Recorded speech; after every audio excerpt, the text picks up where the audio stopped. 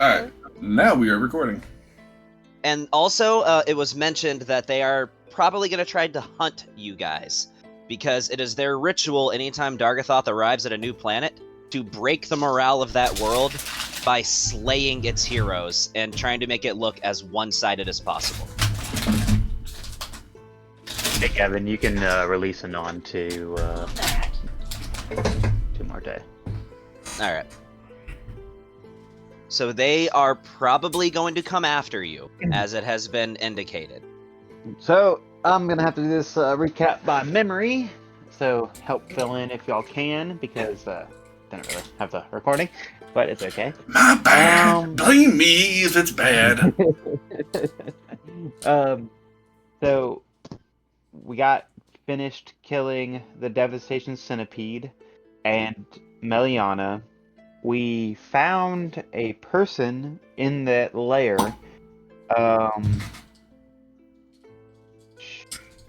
I think it's a half. Oh, yes, it is a half dragon. It was a black half A dragon. black half dragon.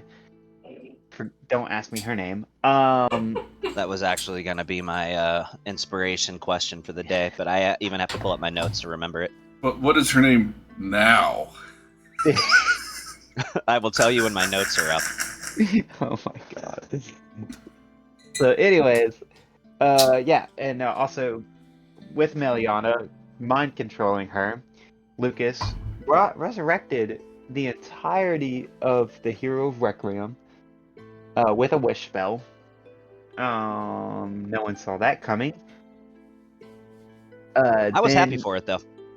He kind of had a mind fight with Vecna, and now Vecna's definitely ticked off at Lucas and all of us. So we currently have the Hand and Eye of Vecna in our possession. It is in Vaughn's bag of holding, wrapped in cloth, so we do not touch it. Then, it's actually in a brim box, which is lined with lead, right. and no one can open it but you. That's right, it is in the brim box. It's the bag of holding, so sweet. Not without at least a very powerful dispel magic can they open it without anybody other than him open it. Cool.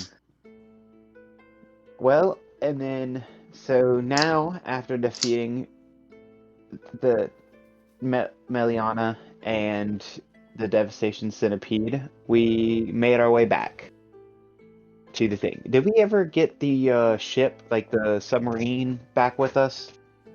I'll say yeah. Yeah, okay, good. So we got the couple things to skip there, if you don't mind me just filling in for you. Yeah, of course. Meliana died, but we also found out that she was wearing a ring of mind shielding, which the part of that is if you die while you're wearing it, your soul goes into it. Lucas found it, put it on, and it's been talking with Meliana. Basically, she is just wants to destroy the world. She's like super edgelord. I've just been talking to her to see like, hey, you can just like go off and fuck off in Spirit Land, or you can stick around and actually be a part of something. So, trying to win her over, but it's a process. We did take her body, we took it back to the kingdom, to the king, and just turned it over. It's sort of a proof of like, hey, this is what we were doing. She was messing with Vecna, and he kind of seemed to have an understanding about that. So, it wasn't like a whole lot of words said, but just to show some tribute and respect, we took her body back to the kingdom, since she is the princess. And then that's when you kind of got the idea that he understood everything that was going on. He doesn't fault you guys, is kind of how you left that. And hopefully we have a better standing with a certain god that we had pissed off. Yeah, maybe we've only got one god pissed off. off. Yeah, that was also part of it. Lucas didn't want to have a bunch of gods that were going to be pissed off at him, so, you know, trying to, like, take one off the list now that he's got Vecna on his plate, so... Yeah. You didn't want D&D Poseidon pissed off at you? No. I think we're good. I think we had handled him, but I think we're good. Yeah, so then we made our way back to Bond's Keep. And we called a war council and also had Lucas and his wife's wedding. Well, now wife wedding. And great ceremony. We had all the lords and the high people of the land. And Neston officiated. Anessin officiated it. Anand and Vaughn were best men, I guess. And Vaughn gave his gift to Lucas. And yeah, so that was kind of done. And we're kind of getting to the War Council now. We really didn't finish that up in the last session, so we're kind of getting to that right now. All right. Well, you guys have the floor on this one. You're the one that called it. There was one other thing that did happen at the end of that. Lucas cast Wish. Yeah. That's right. So you're gonna see he made a wish that everybody in the world that they have not met yet would have normal human names by his own understanding. Was essentially the gist of the wish. Did I summarize that correctly? Yeah, just short, simple names. No longer fancy elven names or anything. It's just like, I want to meet Joe and Catherine. Ray. Okay, and well, you realize Bob. Norwegian names and Finnish names and Irish names are all a thing. Yeah, that's what you're trying to put the spin on it. That's what I wished for. Actually, my original wish was that Lucas could change people's names whenever he wanted to. Yeah, you can't use wish to give yourself a power indefinitely. That's like how you can't wish for more wishes. I don't remember that ever being a thing. I don't think it's been written in a book. But whatever. So that's what happened. And I had a long rest and then have a use of wish again. Perhaps you could, yeah, but that might... I'd have to look into it, but yeah, perhaps. But what I mean is that you can't use wish to give yourself the ability to do permanently something that would normally require a single wish, if that makes sense. You can permanently give yourself a resistance to a damage type. I want to It's permanently true, be able to but change people's names at my whimsy. you couldn't, like, for example, make a wish that I wish there were no repercussions for wish. That's like not a wish that you could make. You could, it just could fail. It You would can't- fail. Anywho, if that's the way you want to interpret it and put it out in the world, so be it. But that's what I wish for. And so my compromise is that I'm not making it take up your use of wish. You're not risking never casting it again, but there is a power limit because the universe does have a thing called true names. So the more powerful a creature is, the more tied their name is to their spirit. So creatures of a certain level of strength, your wish would not affect. With that being said, it is going to affect like 90% of names. I don't think Tiamat's going to be affected. Tiamat is now Tina, for short. Timmy. Timmy! Alright. Him. Was there anything else on the recap, or we in it now? I think you're in it, and I'm letting you guys run a lot of what's going on before we get to the time skip. You're at the council. The Dark Suns is there. Basically everybody in the Heroes Guild is there, including their leader, the High Argonaut. All the kings and queens are there, in addition to the High Queen and both of the High Kings. So before I forget, Gavin, how much money did I get with my promotion with the Dark Suns? Let's see. We'll roll for it. How's that? That's fine. That works for me. Your promotion... God, I rolled really good for you. So you get 28,000 gold because of your promotion. Wait. Hey, can I Whoa. borrow like 9,000? I was going to say, please? Ugh. You want 9,000 gold? I'm just joking. Like I'm like 4 They over here. give those to you in pre-portioned sacks of 100 gold apiece to make it easier to count. So you said how much? So 28? you got 28 bags of... How many bags of 100 gold would it need to be 28,000? That would be 280 bags. Yeah, that'd be 280 bags of... It's 28,000 gold and 100 gold bags. Okay. My division is cool. sucking right now for some Dude, reason. we're yeah. at your keep. Why do You you can just make start it a treasury at your keep. So it's like start Yeah, putting yeah. gold. You can start your own bank out of the keep if you wanted to. Yeah. No, I rolled a 98 out of 100 for you on Hey that. guys, we're going to war. This is bonds, war bonds. If you want to buy some, Yeah. Yeah. Not bonds, war bonds. Hormone. Oh yeah. Mhm. So, all right. You guys have the floor, though. You were putting together this war council. I will remind you of a couple things, a few notes about the last game that didn't get mentioned in the recap. They did tell you the names of each of these individuals, each of these members of the Black Diamond Guard.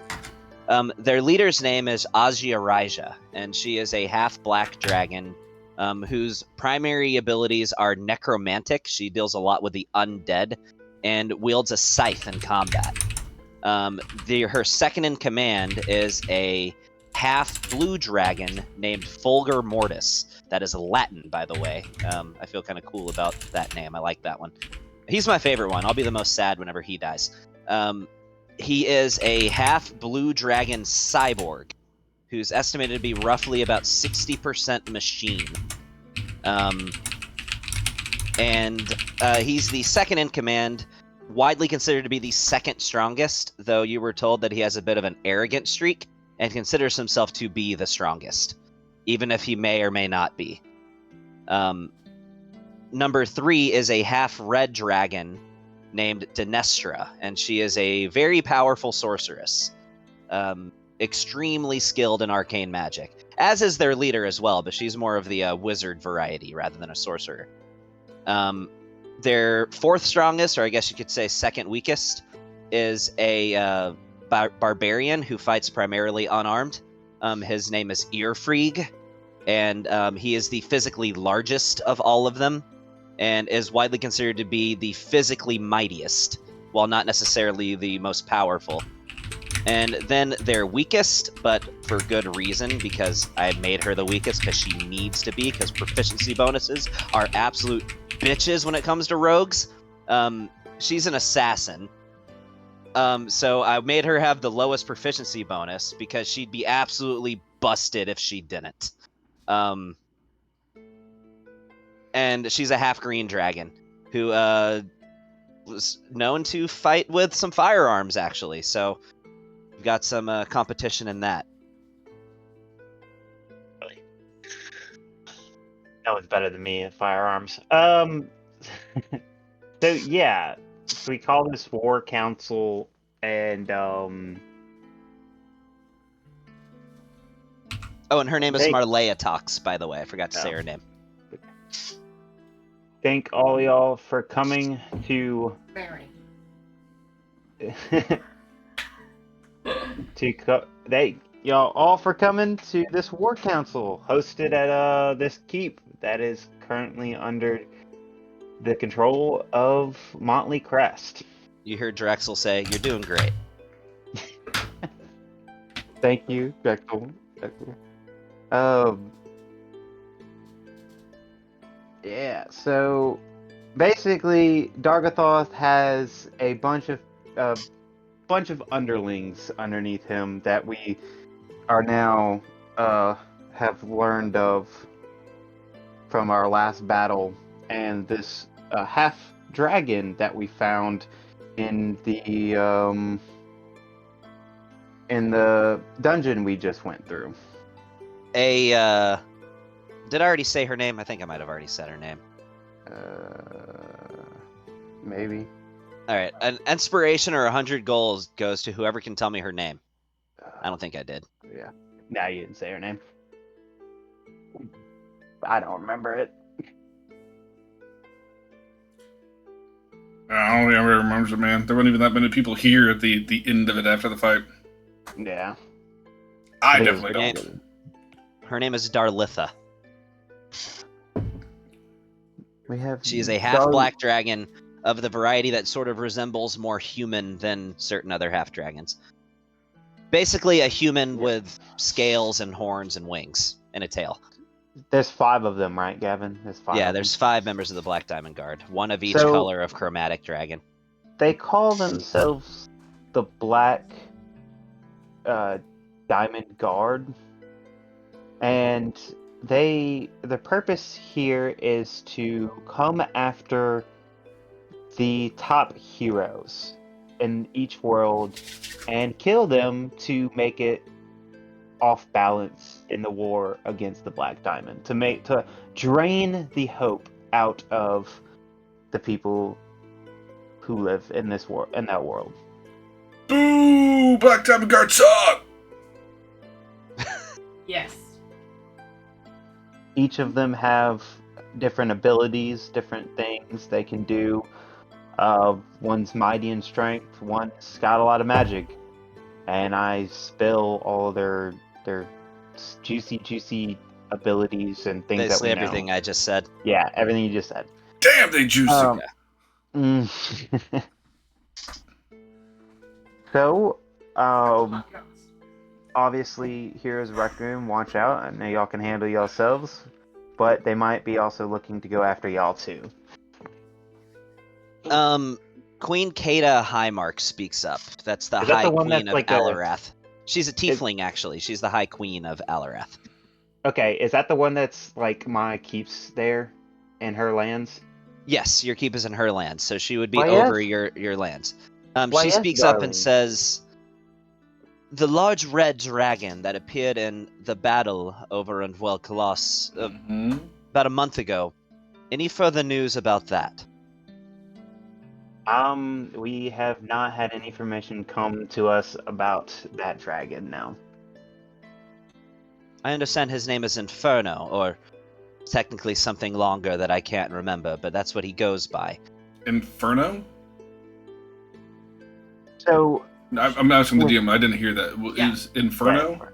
Technically, his name is Indvarnero, but Yeah, that's right. they shortened his name down to Inferno. His Oh, yeah? full name is Envarnero of the Star Mounts, and that is actually a canon character in D&D lore, by the way, often described as the second most powerful dragon in all of existence. Alright, so his name's Fernie. Lower Let's than go. the Diamond Guard or higher than the Diamond Guard? He would be higher than the Diamond Guard, Okay. definitely. I think Inferno is the Black Diamond's kind of right hand. The Diamond Guard is lower than Inferno, I would assume. But yes, he is. It seemed to be the one that greeted us before the Black Diamond set is going to be on his way. I see. And do we have any estimate for when they might be here? The troops are beginning to grow restless, and unfortunately, I must admit, with the delays, there is talks among their numbers about whether or not this Dogothoth is even going to arrive. The people have become complacent. They've become doubtful. They have begun to no longer take this threat seriously. Well, just to make it clear, Dargothoth may not actually be here, but his influence has. And I'll take out the letters that we found that were written. Apparently, he's been the mastermind between so many of the uprisings between the Psionics and the Vold and everything else that we've been dealing with one after the other. And I'm gonna just let me read to you what it was that we found while we were dealing with the Centipede of Destruction. And I will read that whole thing that tells, like, hey, this was actually the influence and offering things to Vecna and everything else that was going on in there. It's just to try and, like, let's connect the dots. So perhaps he orchestrated these schemes, and at this point, the High King Vinyaris of Falthanzia speaks up. He says, kind of almost interrupts her a little bit, but elves being elves, orchestrated all of this to weaken us, to have us in a divided state, to sow devastation, to create a environment that would be easier for him to conquer. Does that all sound about like it pans out? Yeah, this is pretty on brand for what we've been seeing.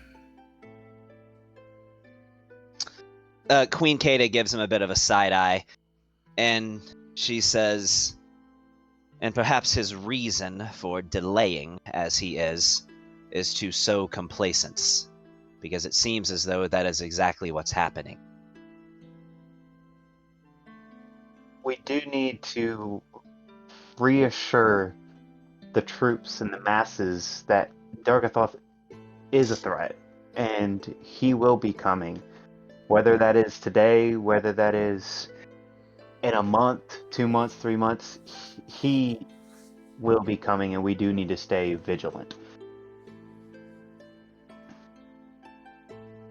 Whatever Well- way... Sorry, I didn't mean to interrupt you. She says, well, our, at least my army is outside. I only wished for my highest lieutenants to attend with me, you understand. Of course. But yes, the word has reached me. Many doubt whether he will actually ever arrive.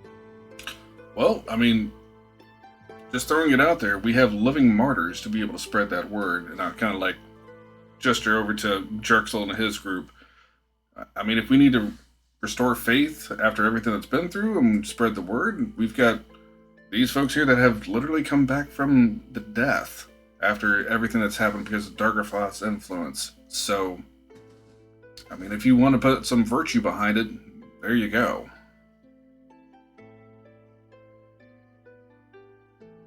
So, at this point, actually, and I need to grab my book real quick, and, hold on one second, looking at my notes, because I need notes. So, Commander Anzai speaks up, actually, of the Dark Suns, and she says, our ranks, whether or not we are widely trusted, our reputation does precede us. I can guarantee that the armies of the Dark Suns will remain vigilant at all times. That is not something you have to worry about. And with that being said, I suggest a bit of an alliance. For a discounted rate, our entire armies can intermingle with yours. Spread word of this incoming threat. And after all, who would doubt a veteran Dark Sun soldier? Intermingle our troops with yours. Let them spread the word, and surely we can help the other troops remain vigilant, no matter how long it may be before Dargathoth's arrival. And I have just the person in mind who could lead this effort. In fact, he has been speaking already through a great deal of this meeting, as she gestures to you, Bon. Oh. What? Damn it. DM, what is her title? She is Commander. Well, Commander, I take this with great honor. And I would be more than happy to make sure we integrate well and we spread the word that Dargathoth is a serious threat and we should not be just counting him out just yet. So, at this point, the High Argonaut Zane Krishnal speaks up, and he says, I've been taking the liberty over the past few weeks to assemble some dossiers. Some individuals or groups who may or may not ordinarily be willing to help us, but if we sought them out and played our cards right, could prove to be valuable allies. One of them, actually, I believe is stationed just outside. A man who goes by the name of Crixus. However, approach this man with some caution. I've been following his actions for quite some time. He's a platinum-ranked solo hero. He's not involved with any group. But anytime there's any talks of Dargathoth, his forces, anytime there's any planning or action being taken, he always just so happens to be right around the corner. Now, I leave it up to you, Motley Crest, to determine the nature of his interest. Investigate him. Discover whether he is friend or foe. He is quite powerful, but I want you to discover whether that's for our benefit or not. You said dossiers. Are there multiple people, or is this just one person you want us to look into? There are multiple, and I am currently trying to find the Word document that I made with it. Oh, here it is. Cool.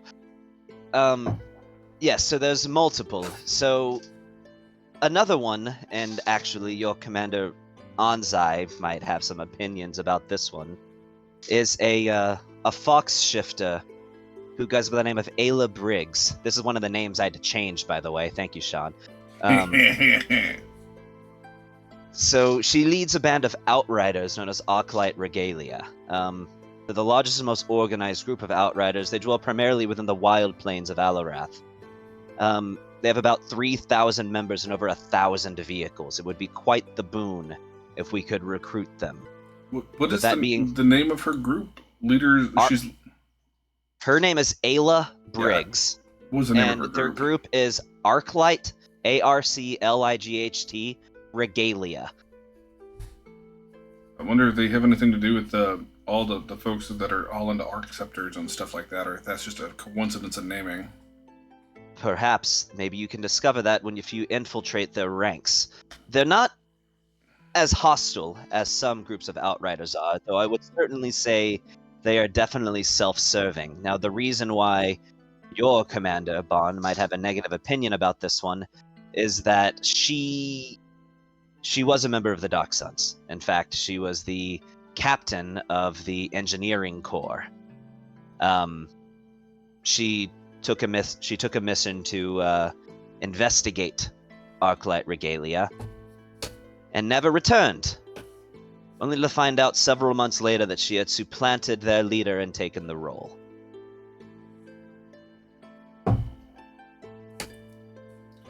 Just out of curiosity, how many more dossiers do you have there?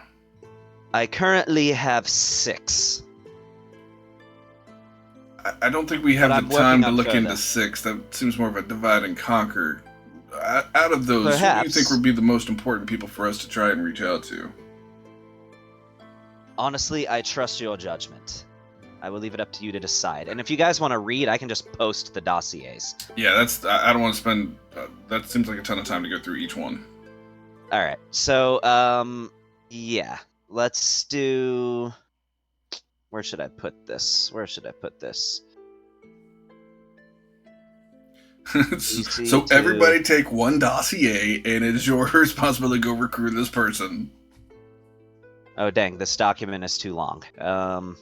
Let's see. We can get to it at a later time, man. Just send it out at some point here. I'm sure at some point we're going to take a 5, so... Yeah, I'll go ahead and post the first, half of it. Dang,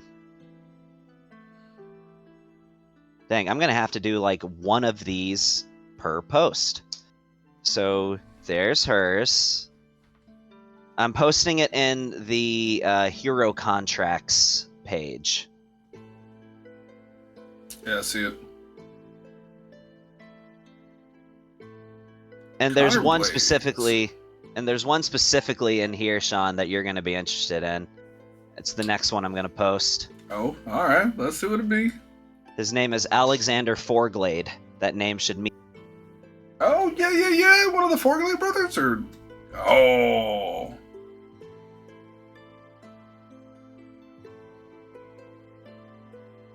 Alright, I just gotta be real. They have a dossier on this dude, and they know he's the leader of Scarf. That should be super hidden. But alright. Normally it would be, but the Heroes Guild is very vast. Okay. And very resourceful. I'm with you. So there's all your dossiers, and your 6th dossier is not posted there for a reason, but you will soon discover why. Alright. Yeah, I'll ask. Hey, this guy, the Forglade dude, just happens for no coincidental reason at all, has piqued my interest. Where do you think we would find this fellow, or try and get in contact with him? Well, they primarily operate out of, and as I forget names of cities.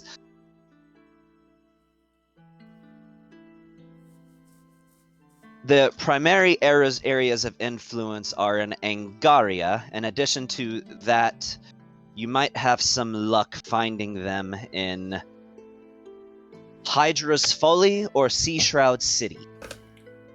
Those would be the 3 cities that I would consider looking at first. With that being said, their influence is widely considered to be global, and even knowledge of their group is extremely limited, only known by the most high-ranked officials with access to confidential information. Well, I'll tell you right now, I don't really want to mix, my work life and personal life, but I'm terrible about keeping that balance, and I'm planning on going to Angaria here shortly for my honeymoon, so maybe we'll bump into each other while I'm out there. Perhaps. Which Motley Crest, out of curiosity, as he hands you the document, would you be considering investigating first? It sounds as though Alexander Forglade, you believe, would be the most prudent individual. I mean, I leave that up to the group, but this one just piqued my interest. But I mean, all of these seem like they've got some things to bring to the table. He says, personally, I think just from a sheer military might perspective, Connor Blaze would be, in my opinion, the most prudent one to make contact with, but that is entirely up to you. His fleet could be an enormous boon to the war effort. With that being said, he is the Pirate King. Good luck agreeing to get him to assist with anything that does not benefit himself. Well, I mean, the world's going to get destroyed if we don't stop it, so I mean, there's benefit in that just in of itself. He is an extremely resourceful man. If he wished to leave this world and escape all of it, he likely could. But that also takes away a lot of his contacts and a lot of his things that he does in this world. That will take away a whole resource away. Why would that be beneficial to him? Plus, spoils of war is vast. There will be spoils of war. Well, finding him would be the longest journey, most likely. He is on the blue side of the planet, which has largely gone unexplored. He leads his own nation that is independent from all others. I understand that you want to kind of task us with this, but there is 3 top heroes, adventurers in the group. We could divide and conquer this group. These 7 groups. You could, but keep in mind we still need to bolster the war effort here. Any assistance at all that we can have would be a large boon. Yeah. He says, I personally would not be comfortable with tasking more than one of these to another group. But I believe that your group would have, and he looks over at Drexel, says, no offense, would have the greatest success in your recruitment. Because of your rapport, because of your strength, and that if things were to not go necessarily well with any of these groups, you are the #1 heroes. You would have the greatest chance of survival, and we could not risk losing anyone. I believe yours is less of a gamble.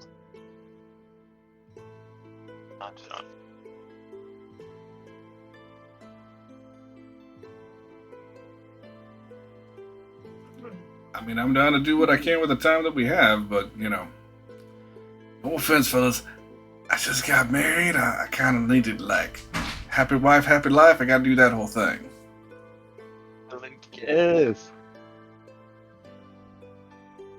So he also says, I'm still putting together more dossiers, and as well as trying to uncover any more information about these. The one that seems the most dangerous to pursue to me is Mirabeth Carlyle. We don't know much about her, and I think she is the least willing to help. Pulls up. Mm-hmm. backs into my driveway, answers a phone call, and leaves. Standing in the door with the door wide open. I don't have a pizza. Okay.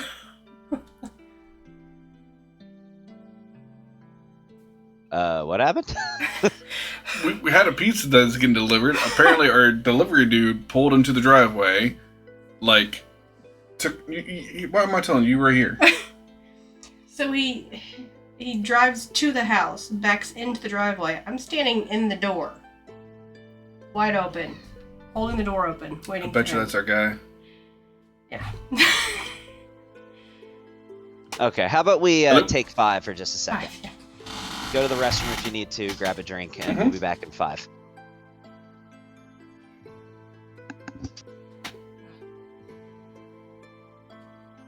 We did.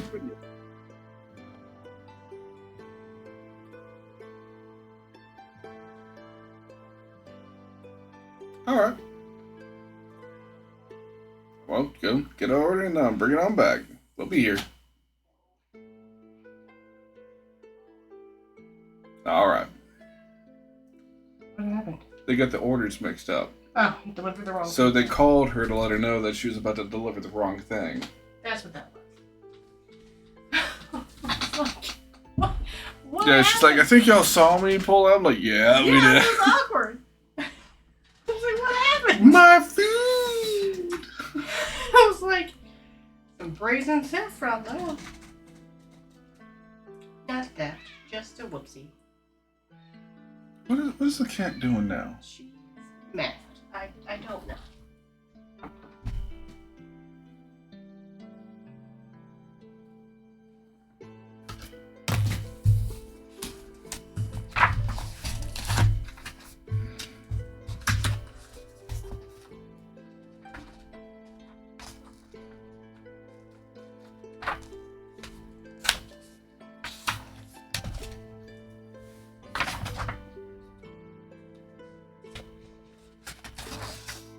Thought I went outside. So sad. You almost died.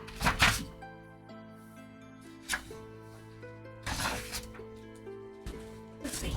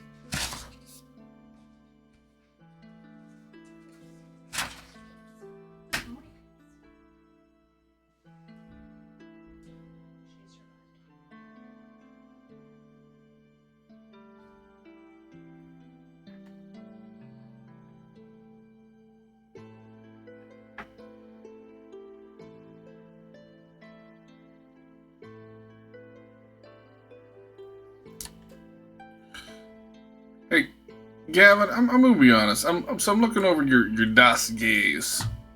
Alright. Mirabeth Carlisle. She's in the Eclipse Cabal. Is another secret organization in your campaign? It's not really a secret organization, more of a criminal enterprise, but yeah.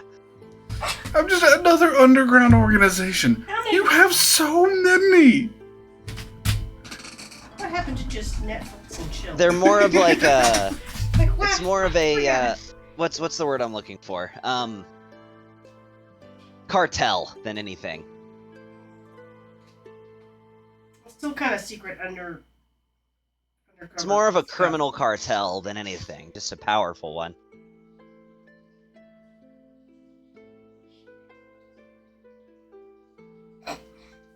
Are we back, or is, Oh, Yeah, I'm back. Okay. I don't know who else is going, but I'm back. Alright. Shannon's just Kitten.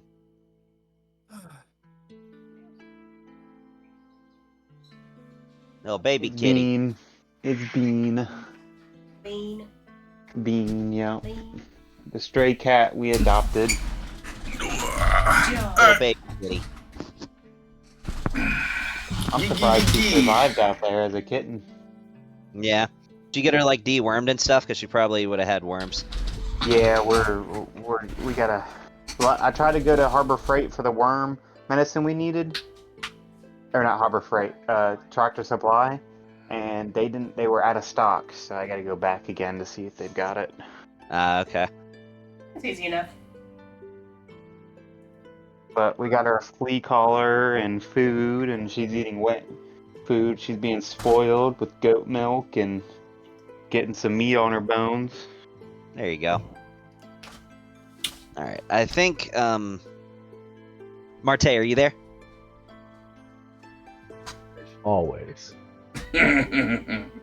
So, I think we're ready to get back into it. Just to metagame here for a second, I want to get to the 6th dossier sooner rather than later for a certain person's sake so they can begin participating.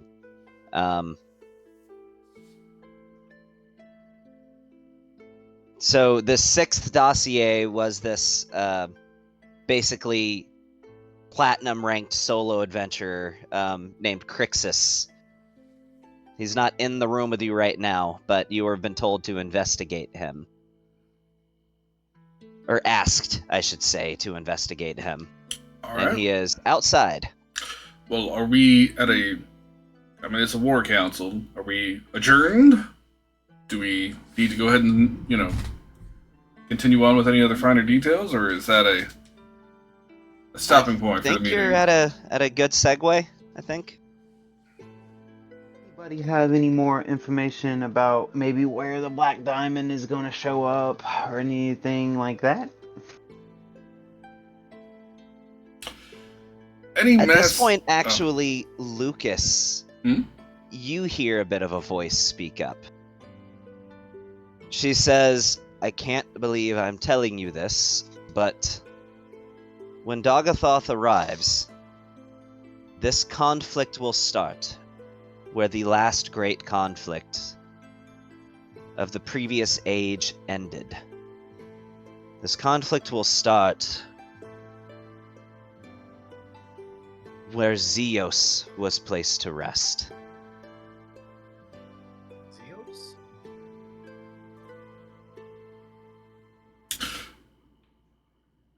Would Lucas even know where Zeus was put to rest? Yeah, it's a national monument. It's Okay. the Zeosian crater, which is to the south of Redford. Oh, okay. I don't know when his guard will show up, but I'm fairly certain that Dargathoth will try and make his mark by showing where others have failed. And we'll come in at the Zeosian crater, is what it's called, I believe? Yeah, the Zeosian crater. Zeosian crater. And you know this how? This is Razar Wraithhelm, actually. I need to do a different accent for him. That's a dwarf. And you know this how? He speaks up and says. Because I'm Lucas Kazai, the Brimstone Witch.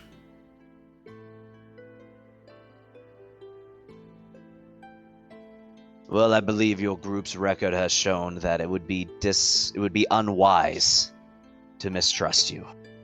So we will take your word for that, but I pray that you are not wrong.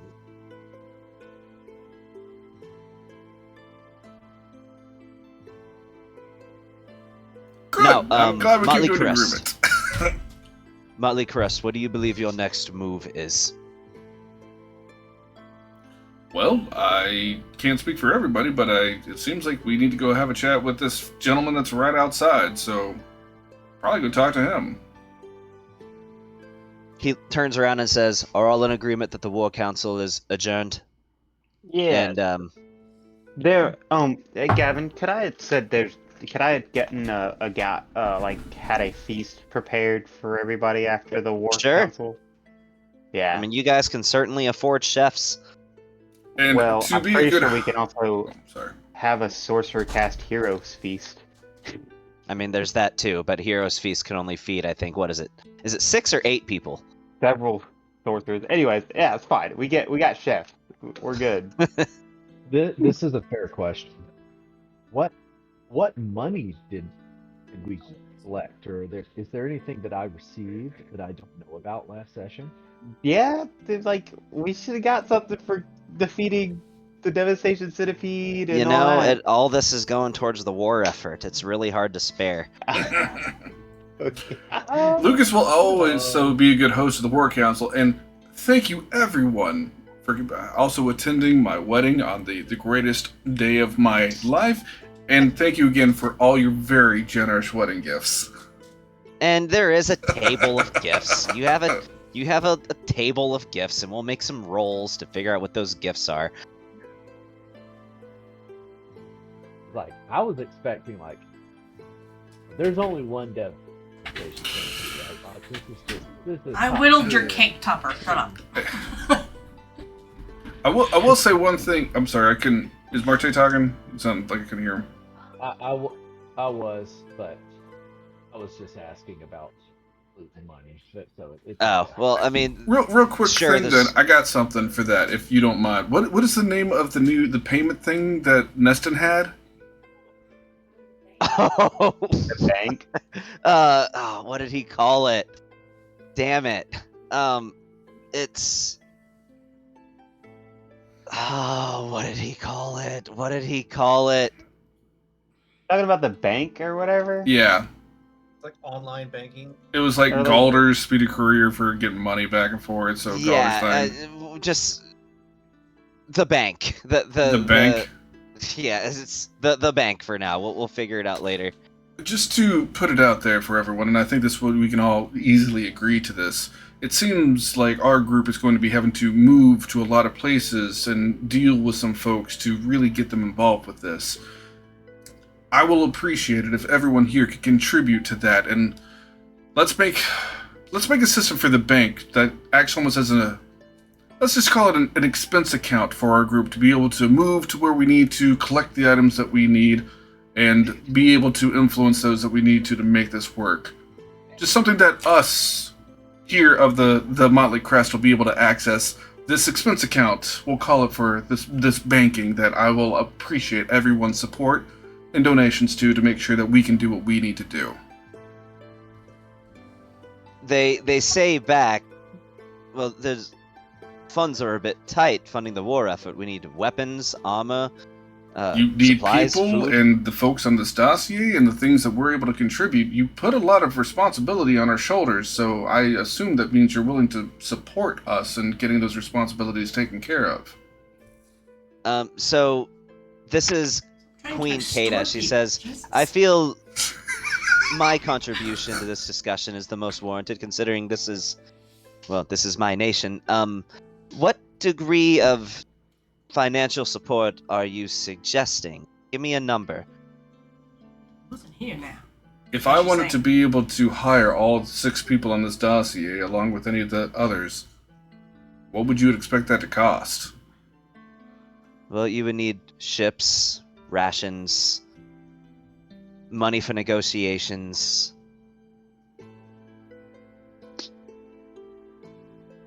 How does $20? 3,000 a week sound?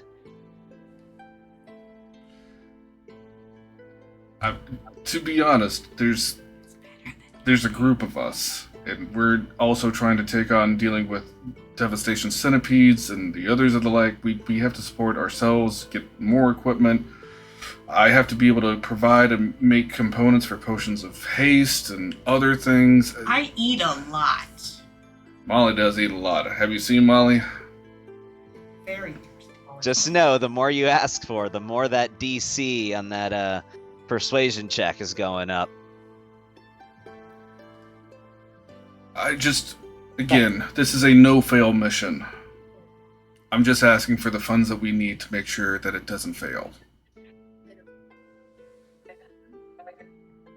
She turns to the other to the other monarchs and says, "What do the rest of you say to First, give me a persuasion check, and let's see how well you do. Add something. I want to add something to maybe help him or do my own persuasion check.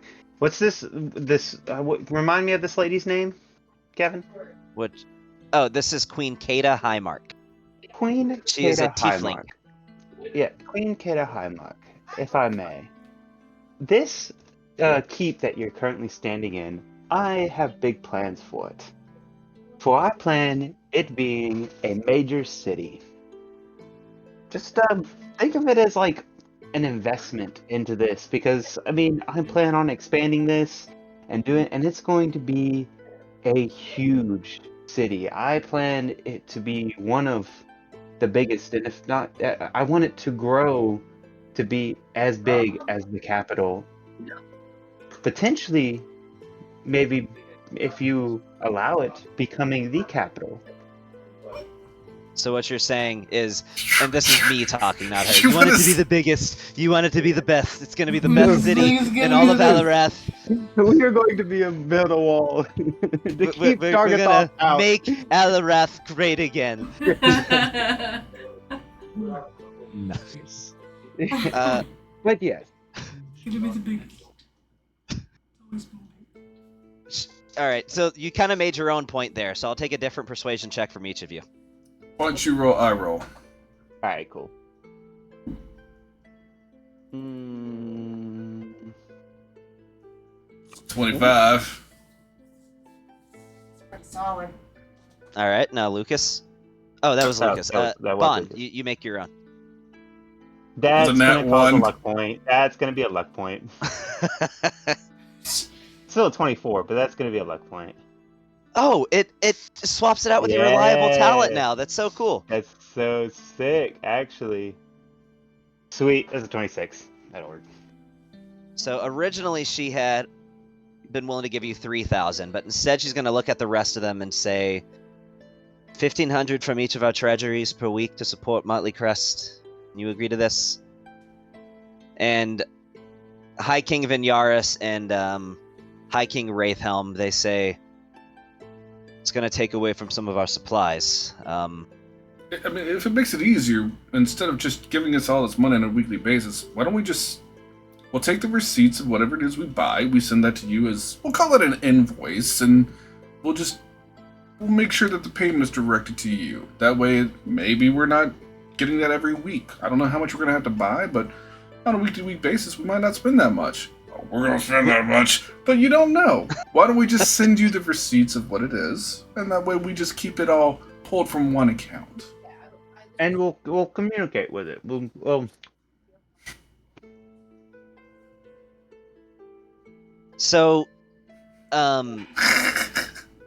Commander Anzai, she says,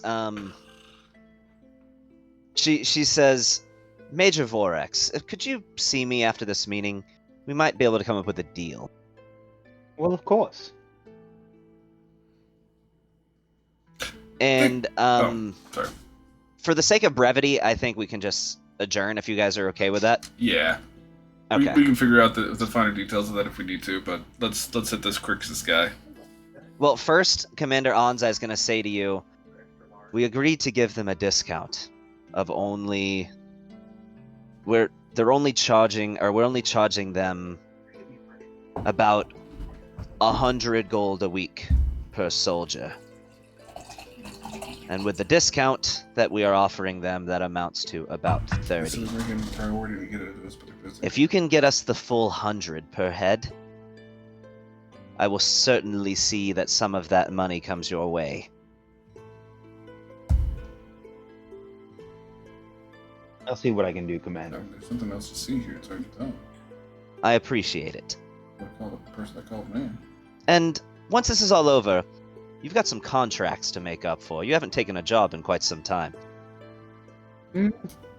I might be coming your way here in a little bit. I sincerely hope so, Major. Thank you, Commander. And she salutes, shakes your hand, and Yep. goes her separate way. So, all right. Now, you just have this Crixus gentlemen. So do we know what this guy looks like? Can we pick him out of the crowd? You were just told that he wears a very ornate set of silver-colored armor, and that he has a helmet on most of the time. Do we see someone who looks like that? I'd say you do, and this individual, at least in this armor, is quite large. Lee, if you want to jump in here. Oh, do I see them now? Yeah, you do. Yeah, well, I'd say we straight up approach it then, man. Yeah, because I wouldn't recognize them, right?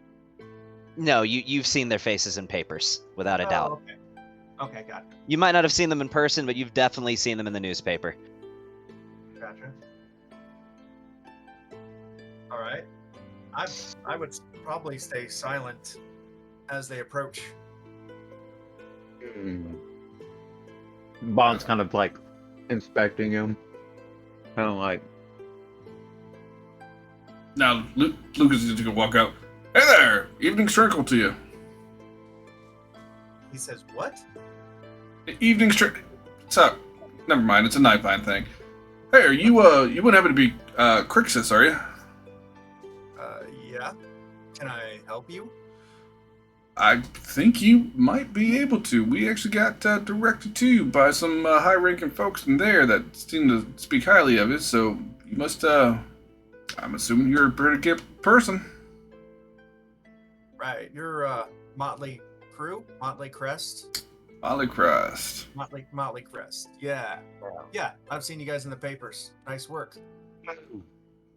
so how do you not know the name of the people you go to the person's keep to? Like, He was screwing with you. oh. Well, I kind of said that. Like Bond did say that. Like, how do you not know the people's name that you go to their keep Oh, to? if All right. it's Bond saying it, he's just gonna shrug. Okay. Well, anywho. So what brings you over on this side of the woods? Well, I'm hunting someone. Is that a private matter, or would you care to share a little bit more? You definitely pique a conversation by putting that out there. Yeah, you might know his name. He works for Dargathoth. Yeah. Big blue half dragon. Fulgur Mortis. Yeah, we got ourselves acclimated with him a little bit not too long ago. In fact, it sounds like your target might be trying to come after us in the near future. Good. I'm going to assume that means that's a good because you can find him, not good that there's somebody coming after me, because that's not good news for me. No, good that I can get to him. He's not exactly easy to track down.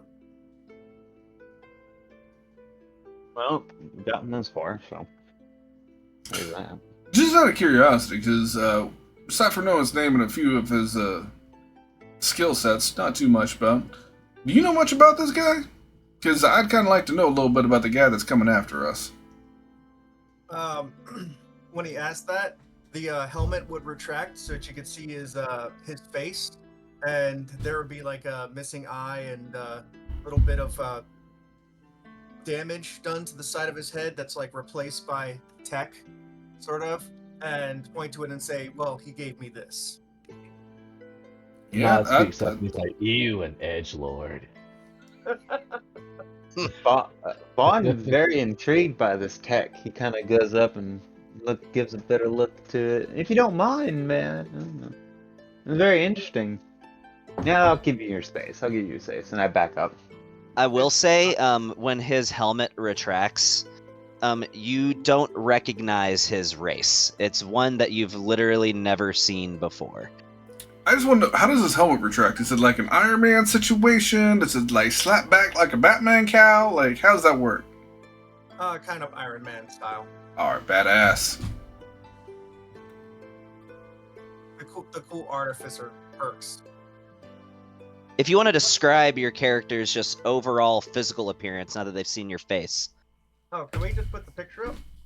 Yes, absolutely. And we have a badass picture, too. Oh, I love the one that was made. Yeah, I saved it. Can I just copy it and then Welcome to group chat. Where's the group chat? You can just post it in general Oh. chat. Yeah, that's what I'm doing. That's what I'm doing. I think this was the one. Yes, yes, it was. Oh. And yeah, he looks just like that. You've never really Yeah. seen a humanoid that has those kind of physical features. An That skin Iron Man color Thanos. and I mean, but yeah, he looks just like that. You have no. He does kind of look like Hit a little bit. I hadn't even thought of that. I'm not mad at that. I was like, Yeah, I kind of like pickpocket him. Is there 6 stones in here? But yeah, that's what he looks like. So Very cool. Well, hey, just gonna kind of throw it out there. We've worked with a wide variety of folks, and it seems like we've got a common enemy. Maybe we can help each other out. I generally don't do team ups, but I could use a ride. Well, we got ground, air, and sky, so maybe a magic. team up might be beneficial in your future. Very well. Does seem to be the prudent course of action. All right, I'm in. all right. Yeah, pretty much. Yeah, just don't shoot a guy in the dick, please. That is exactly what I plan to do. Oh, by the way, Harold, did you look at your inventory and see the item? The picture you sent, I tried to zoom in and I couldn't see it. Then it's in your inventory. So just so I can kind of see, the picture you originally posted to do with the flaming sword, is that the kind of weaponry you rock, or is it something else? Yeah, that's a flame tongue. Okay.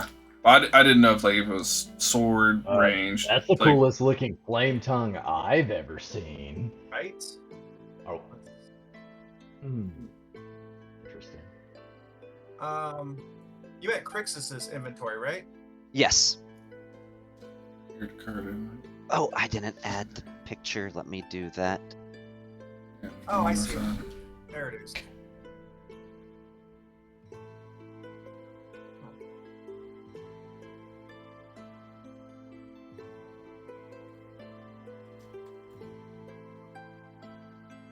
So yeah, just read that over. I think you're gonna like it.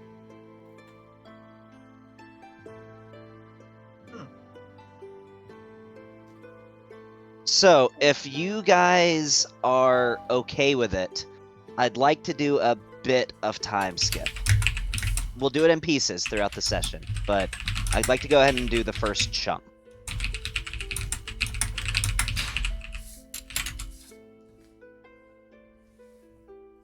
I mean, if you got a plan in mind, I'm First, before everybody leaves the keep, I would like to have a conversation with the queen of this land, Okay.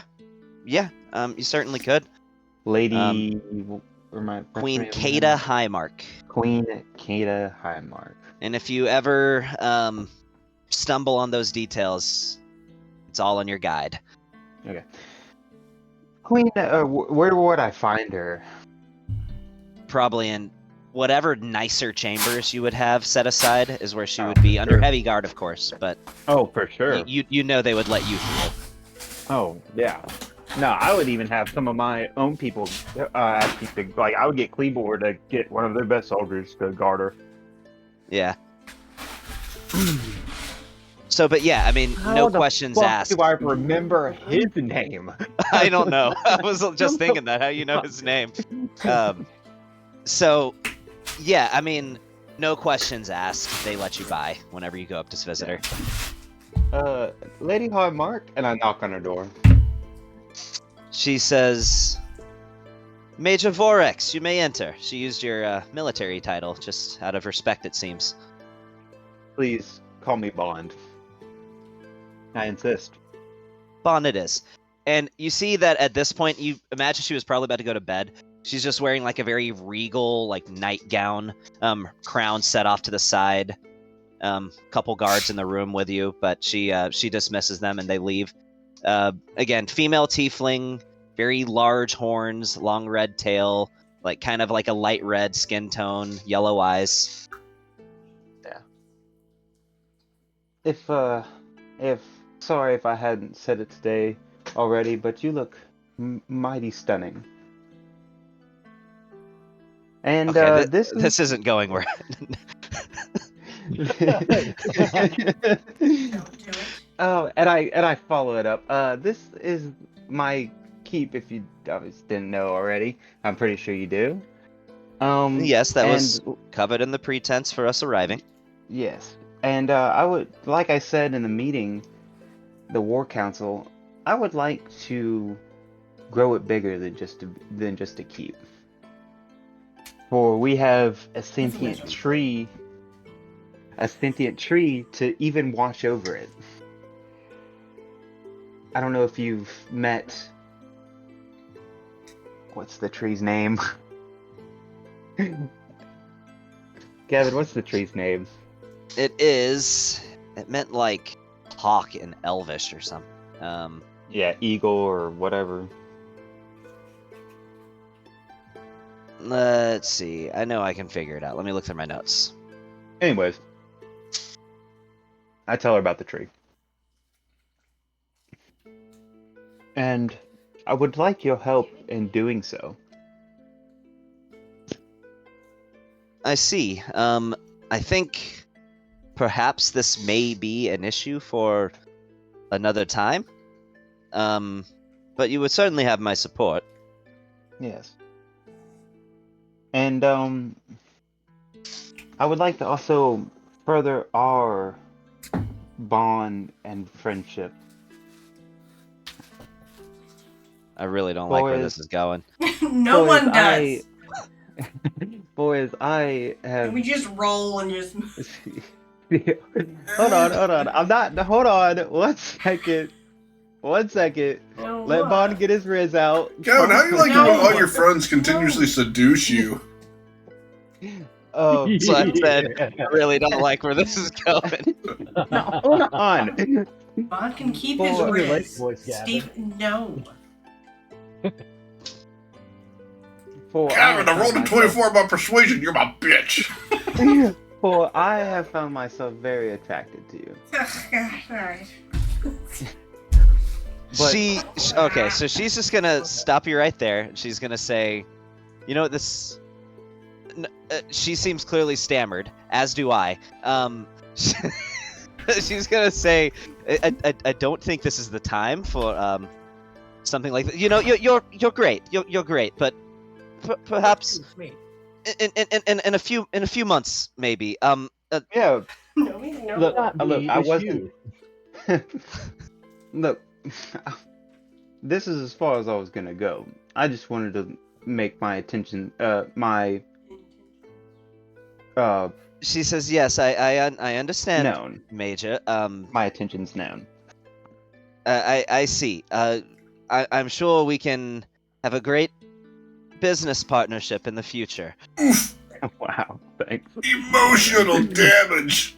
It didn't even allow me to roll a persuasion check. Thanks, Gavin. No, because I was uncomfortable.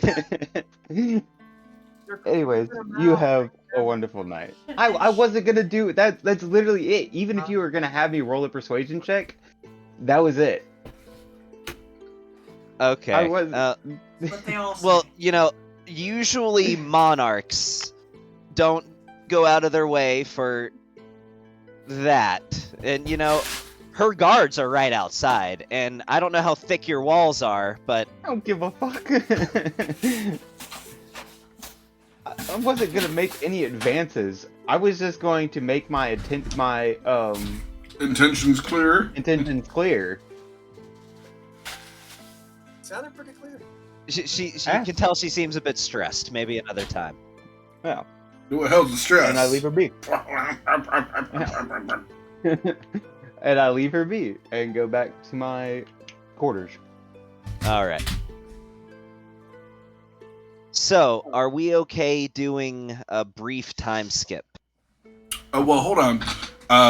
I need to RP it out in depth that Lucas goes back to his new wife. So let's have that conversation and see No. what happens. Gavin, I'm gonna need you to play my new wife. Let's do that for a little while. You know, I'm gonna get off early. Time skip. Let's go.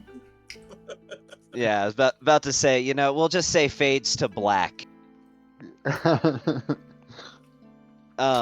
to black So- repeatedly. Oh my god. So we're gonna do about a month. So a month goes by and the air is tense. Nothing happens. Literally, nothing happens. And at this point, the general populace has even begun to doubt whether they are in any real danger.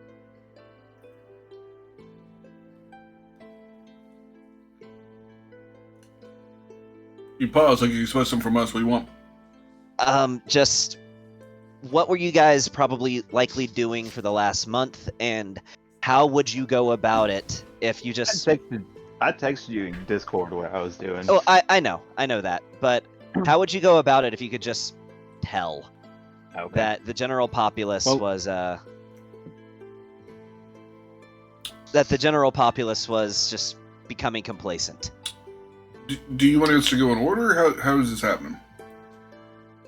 I mean, not necessarily in order, but what would you guys try to do? Because you could tell. You travel, you hear word spreads. So I'm just putting it out I- there. Oh, go ahead, Bob. Okay. One of the things I do once I realize this is happening, and I kind of get the feeling that this is going on, I reach out to the one guy that was part of the news network that wanted to collab with us at the 25 sessions ago, and Felix Bartlett, the Yeah. CEO of Tealcog Media. I reach out to him, and I just kind of want him to do tiny pieces of Motley Crest, just getting ready for war. Like, show my efforts in advancing my technology, show efforts in actually us doing stuff, maybe to rum up some buzz about, hey, this is still happening. Hey, this is still going on. Motley Crest is getting ready. We should be ready too. Yeah, I mean, they have a worldwide newspaper that they distribute, and they have a radio broadcast. And I would So- even do a sit down with one of them talking about the urgency of Dargathoth. Or, Like a conscripted interview, almost like the Yeah. like the text is in the newspaper for people to read. Well, no, with the radio. Like a Oh, radio just like interview. over radio. Yeah. Yeah. Okay. Radio interview. All right. Roll a persuasion check for me, Bon.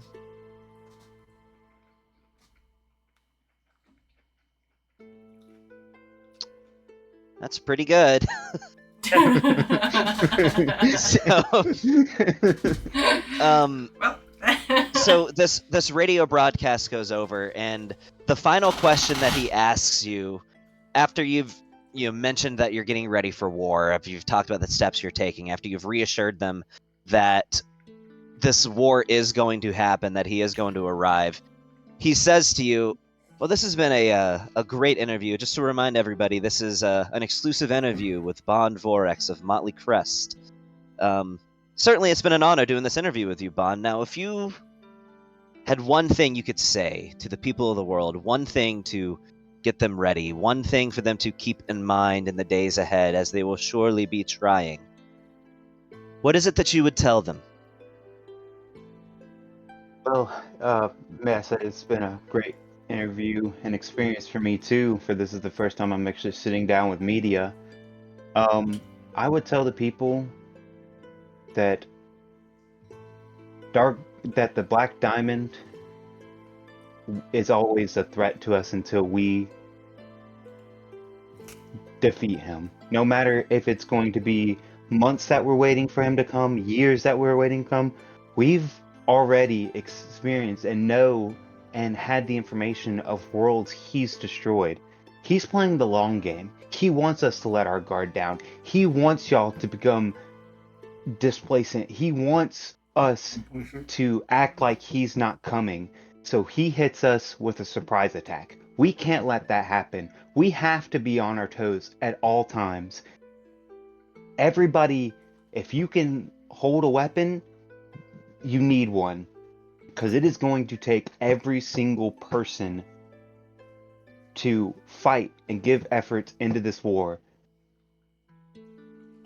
And to those who believe that this might be a losing battle, like they should live the rest of their days indulging in hedonism rather than fighting for their continued existence, to those who think that this is hopeless, what would you say to that sentiment?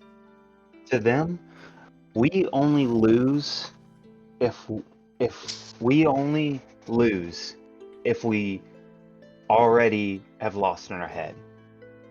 We lose when the last person finally gives up. But I know my group will never give up. Well, it's been quite the honor, Von Vorex. Thank you so much for your time. Thank you. And how did you... So, his headquarters... Actually, I have to look up where his headquarters are, so I would know exactly where you are, because you would have had to have gone to his headquarters for this meeting. So Tealcog Media's headquarters is in...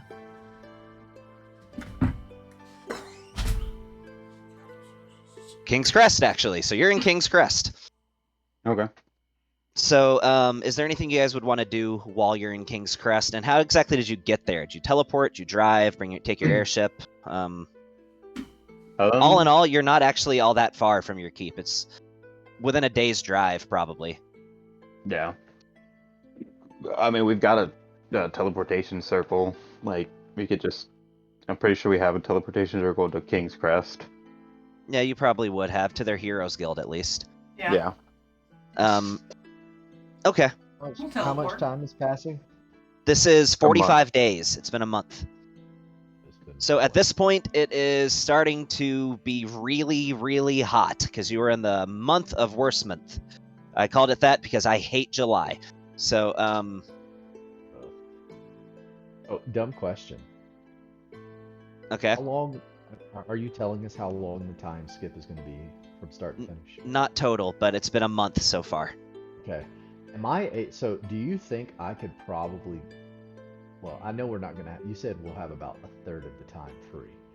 Would Yes. I be able to spend my third of free time in, like, training to learn a feat? Potentially. Depends what you're trying to get, because there's a whole process for, like, learning a skill, and I would argue that a feat is infinitely more beneficial than a skill. I will also say I was training since day one to get expertise in alchemy, and it took me, what was it, 2/3 of the campaign till Gavin was like finally like, yeah, you can just have it. Because I hadn't even gotten it after so like the 2.5 funny years thing- of trying to The get it. funny thing Two-thirds is, though, is that the That's about the campaign same so amount of far time. is going to be about the same length of time as the entire time skip. So, Hey, I will say, one thing that you can potentially look into doing is making scrolls from your spellbook. that is one thing you can do. I would say I would give you the chance to learn a skill, Marte, either a tool proficiency, a weapon proficiency, armor proficiency, some kind of skill proficiency, and I would let you roll 15 times for that.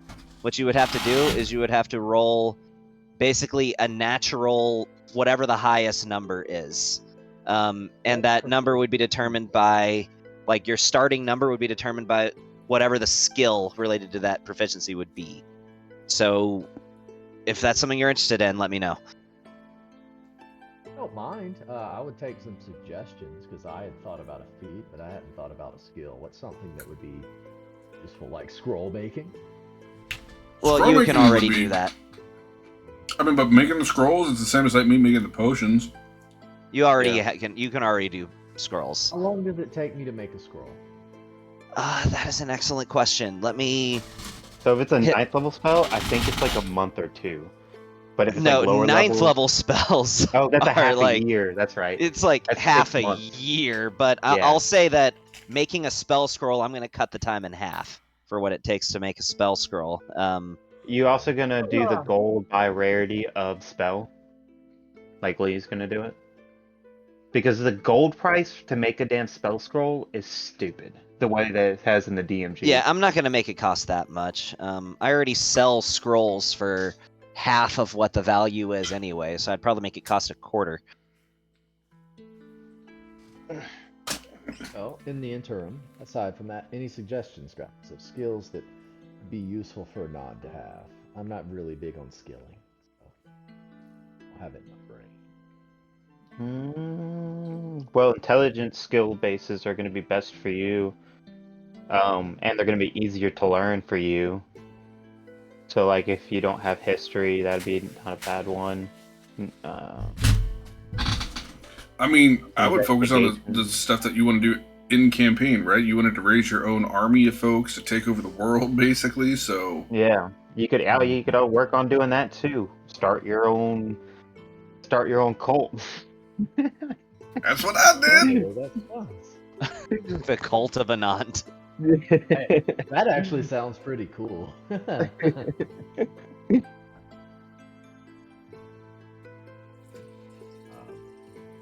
Like, one of the things I put in my for how long we're going to be is I want to establish trade routes for my city, for my town, and do all that. Oh, I want to collab with you on that then. Sweet. For sure, yeah. And One of the things that I told told Gavin that I want to do is when this is all said and done, I want Lucas to have like a high-end apothecary business. So this will be a way that people can actually order items from. Sorry, I was looking something up. What was it that you were saying you wanted to do, Nick? I found the spell scroll thing, by the way, and I'm gonna make it take half as long and a third as much gold to make, or a quarter as much gold to make. I mean, so basically, I'm gonna post the link. This is what it takes to make spell scrolls and how much time. Again, just do the math. It's gonna cost a quarter of the gold and half the time. So, just do the math while you're reading it.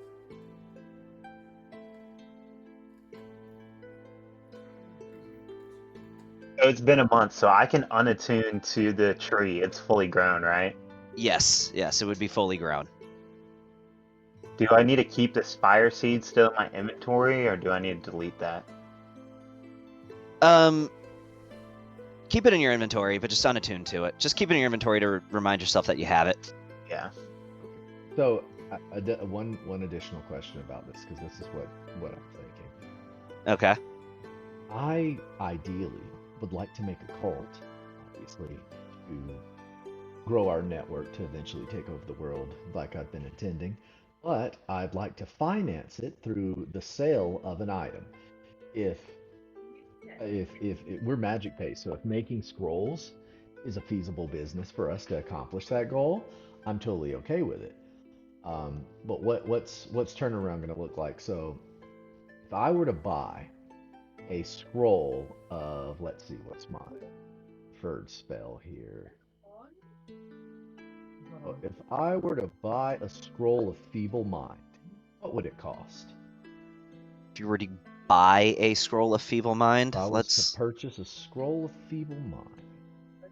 All right, let me look. Once I stop getting the blue Did spinny you circle. see the spells that I gave you? I did not. Did you? Are you the one who picked True Polymorph? I did pick True Polymorph. Okay. Do you see True that? Polymorph's a good one. Polymorph And then I is- picked Sunburst. I see Sunbeam. There should be a 8th or 7th level spell called Sunburst, or it might be All Sunbeam. right, so a scroll of Feeble Mind. So Feeble Mind. It is a 8th level spell. What's an Yeah. eighth So here's the thing. Like, some of these pricing is just stupid. It would cost you about 12,500 gold to make it, and then you Yeah. could turn around and resell it for 22,000 gold. So you'd make about make 9,500 gold in profit from the sale. Okay. Interesting. And that would only take me half the time, so I'm looking at 17 weeks, 16 weeks. 16 weeks to make that. Yeah. I like the way that sounds. It's a little over 2,000. It's almost like 2,500 gold a week that you're generating with that. Which is enough to live a wealthy lifestyle. But you also are heroes. You make more than that already just doing hero stuff, but it's kind of understood that it's hazard pay. Like, that's the only reason people become heroes, because they know they can become filthy rich doing it if they can survive. Well, can I start my cult? And You have to find people. But sure. I mean, How it do you shouldn't go be about hard to starting put a out- cult? Oh, I mean, I'm sure you've got I'm gonna put fangirls an all ad- over the world I'm gonna that put are. an ad in the put an ad in the paper. Craigslist. Going to- At Craigslist. this We point, want at this you. point, people are selling action figures of you. So, Yeah. you know, I mean, I don't see it being difficult. Is I'm gonna honestly muster probably together some of- serial killers that are obsessed with us. some of my biggest fans, that are not just the biggest fans, but they're also strong and have some talent. I'll start with them recruiting, and then we're going to go ahead and set up a pyramid scheme. That's based off of the sale of scrolls. And if I have to make an initial investment for this to happen, because I could see myself starting off taking 16 of these weeks, investing the money, and then I'm gonna just turn around and give them that profit. What the fuck? okay. Start making stuff. So I am literally making a chat GPT page for you called Anon's Cult to generate how some of this stuff goes Oh and get my names gosh. and stuff like that. I like it.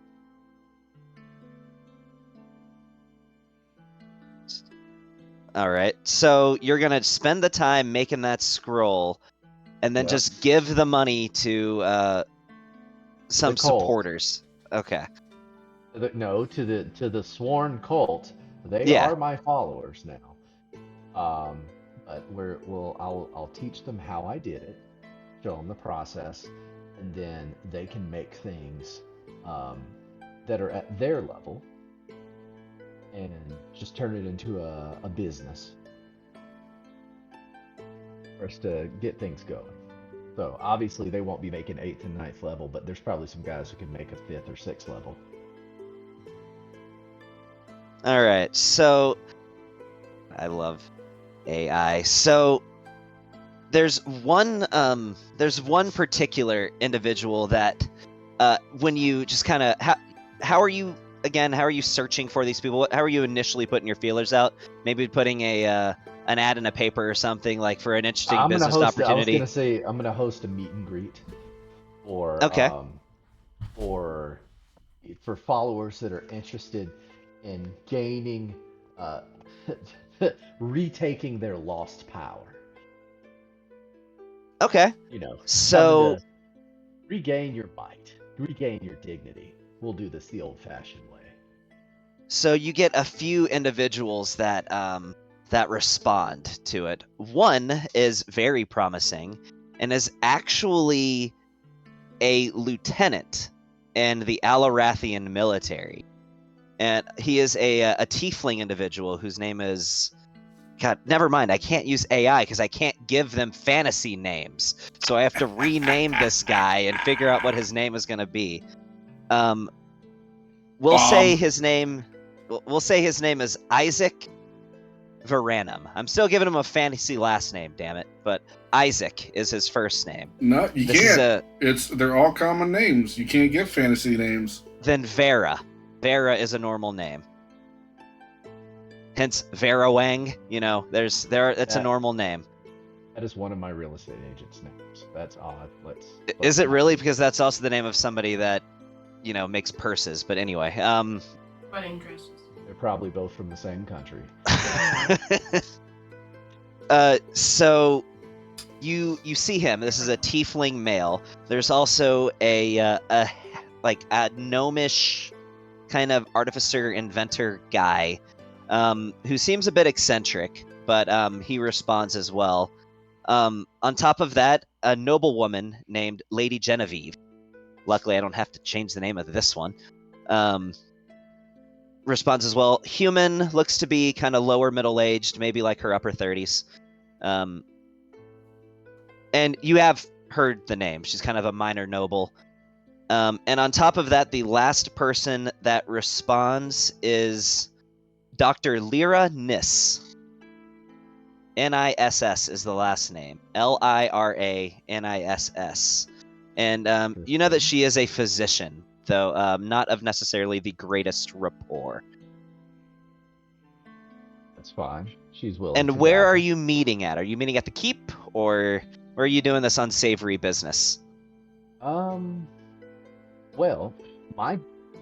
do I get my own section of the keep? Like, is That's this up to you, just Bond. going to be Bond's Yeah. little playhouse, or is he going to Well, allow no, me to no. have a wizarding ward? Dude, I imagine you would build your own tower. Like the fucking Okay, one. so that's what I was thinking. I just didn't want Yeah. to step on toes. Yeah, I would like my you own can- wizard tower covered in sigils with the creepy basement that possibly Yeah. has some demonology going on in it. You could You build your own understand. tower. Yeah, for And sure. So we're going to have a sneaky back gate type of I wouldn't entrance. say. Well, you're gonna have to talk to Gavin about your tower being built, but yeah, you could definitely build a And tower. they're going to be wearing black robes, so nobody knows who they are, Illuminati style. And then Okay. they're coming in, and we're going to stand in an ominous circle and have a conversation. Take your robe at the door. Take your robe at the door. Yeah. Here you go. Okay. Here you go. I'm not handing it out. All right.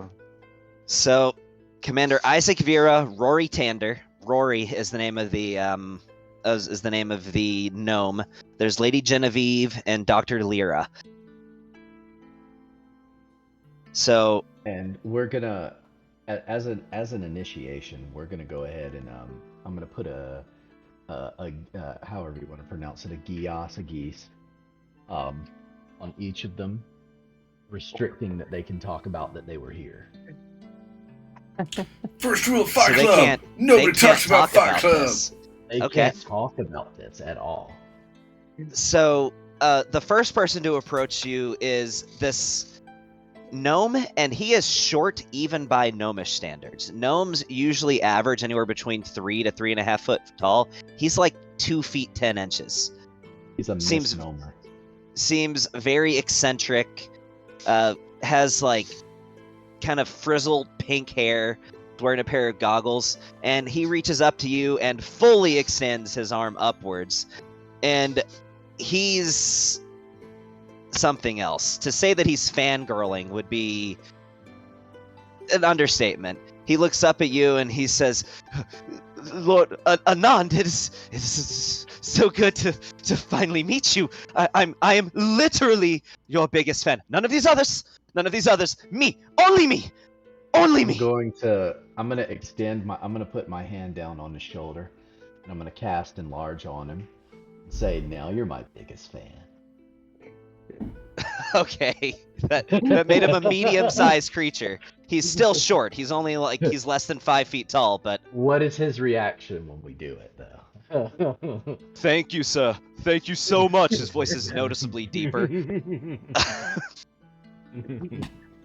It's you have surely graced me with your kindness. And Commander Isaac seems a bit more of a stern demeanor as he approaches and shakes your hand and says, "You've done good work. It's an honor to finally meet you in person." Likewise, I'm just doing what needs to be done. The other two, oddly enough, don't really say anything. Lady Genevieve or Dr. Lyra, neither one of them really says much. That's fine. I'm going to greet each of them uncomfortably with that very awkward, sweaty palm handshake and just the stare into the eyes. That's the type of uncomfortable we're going to have here. Fully violating the personal space. You Cool, know, I like it. They talk with their mouth kind of open so you get the spittle and the hot breath. Like that's what we're going for. Like, hello. Thank you for coming this evening. I appreciate your dedication to the cause. Are you ready to change things? Do I really want this going on in my keep? So the doctor speaks up. Dr. Lyra speaks up, and she says, "So what exactly are your plans? I don't know if you've heard of me, but I'm quite an influential physician, and Lady Genevieve and I here have actually known each other for quite some time." My Of course. are what everyone's plans should be. Equality by any means. Too long have we been marginalized, put down. Regardless of our intellect or accomplishments, we're still viewed as lesser than. In my perfect world, that's not a thing. So I am looking for a few individuals that will rally behind the cause of setting things right, putting things the way they should be, altering perspectives, just making sure everyone gets along. The commander speaks up and he says, "If I might add, even in this land, even in a land where we have our high queen is a tiefling, yes, there is much talk of prejudice. Things do need to change. I myself, being a tiefling as well, experience it. I know, of course, you being of old, you do as well. We're all here because we believe in what you're for. And might I add, I think I can be of the greatest benefit to you, having a hand in the military." Very nice. Okay. I'm glad to hear it, truly. 'Cause I'm very passionate about everything I have done has been with this singular goal in mind. I've pushed forward, fully intent on changing things the moment I had the ability to do so, because I believe I owe it to everyone else to change these things. Those not weak enough to change for themselves need someone stronger to force change by whatever means necessary. And I do mean by whatever means necessary, change will come. If I have to conquer the entire world and change it myself. When I say that with a slight smile. The doctor says, "There's one better approach, if I might add. Do so. You could become a god." Wouldn't shirk the idea. I will look into more of it, but there is legends of certain artifacts that might allow one to pass into the divine. Very interesting. You might want to look into the most recent god and see how he had done it. Yeah. Keep in mind, nobody knows how Shiziki became a god. I'm just saying, if you wanted to start somewhere, that seems like that would be a good place to begin. Place to start. Yep. I would like it. Yeah, nobody knows how Shiziki achieved divinity. That was never. It might slightly diminish his belief in his eligibility if everyone knew how he did it. Hey, you're a high-level wizard, dude. Maybe you have a way to reach out to a god. Who knows? I don't I was know. gonna say it's possible to have the conversation. We're almost demigod. I'm not sure if Shiziki would tell him that, though. That would be up to you to decide. I didn't say I would. I just said that'd be a conversation that could be had. Did he eat a devil fruit? So, this is our first meeting, and I've one objective, one takeaway, if you will. Glad to see we're all on the same page. What I want from each of you is to go to your respective circles and to find like-minded individuals. Obviously, we can't talk about but that is not hinder testing and seeing what they're like, seeing how they think, see if they measure up, and if they have what it takes to join something larger like this. If so, maybe they too can attend a meeting. Lady Genevieve, she speaks up and says, I will do as much. I'm in quite a few social circles after all, being an influential noble. I will find you those who have both resources, coin, and reputation to support your cause. Very nice. Thanks, would be much, much appreciated. Additionally,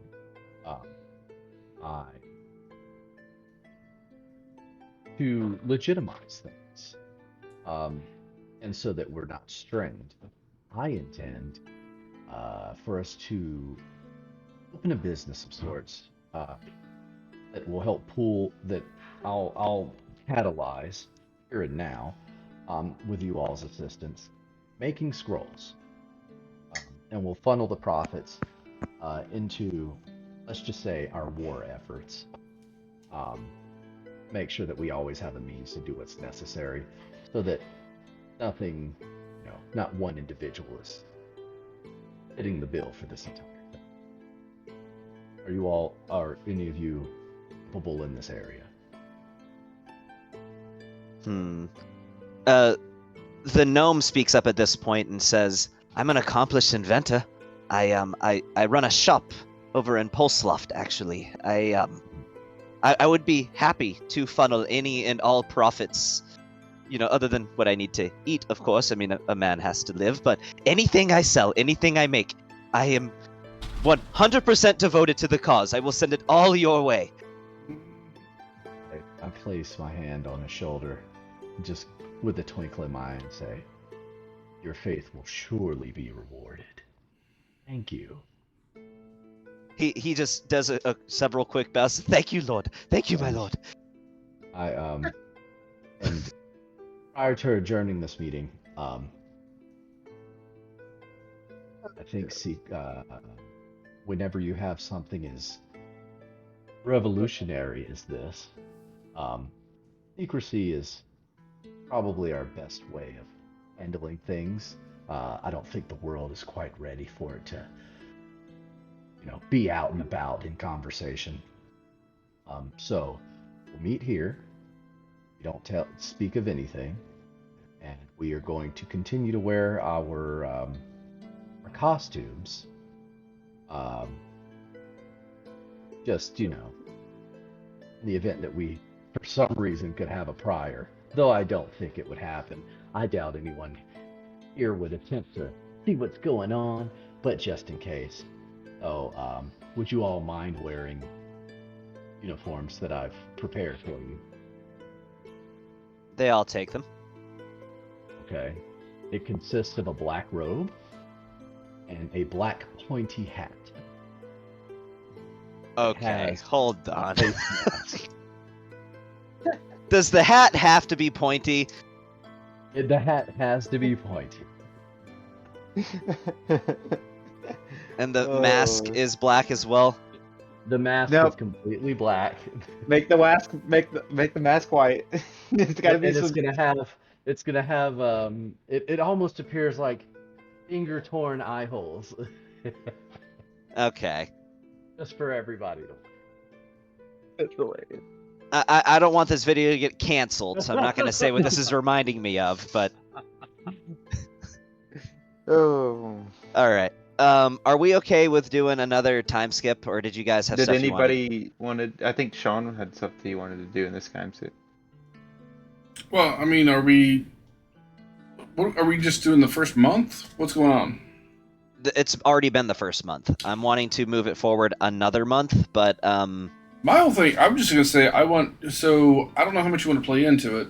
I go on my honeymoon because I just got married in the first month, and I would spend some time in Angaria. And while I'm there, I would probably look into this dude that's there because it's hard to separate that work-life balance. But I'd spend the bulk of the time like hanging out with my wife, and getting the sights and playing some slots or whatever in Angaria and having some fun. But Fantasy Vegas. yeah.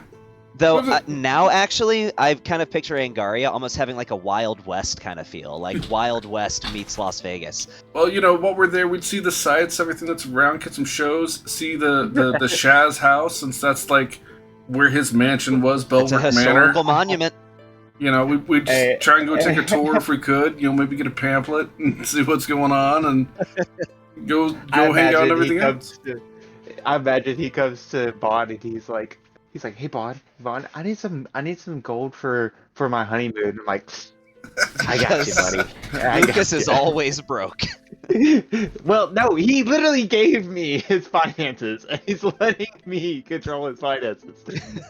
Like, I got you, buddy. I actually don't. I got 198 gold at the end of last session, so yeah, I probably Even would. 198 gold would still get you a good bit. You We're guys going don't to realize how Angaria, much- which is where I know, it's literally the city where fate changes, or thousands of fates. But 1,000 1,000 fates changes every change in a day.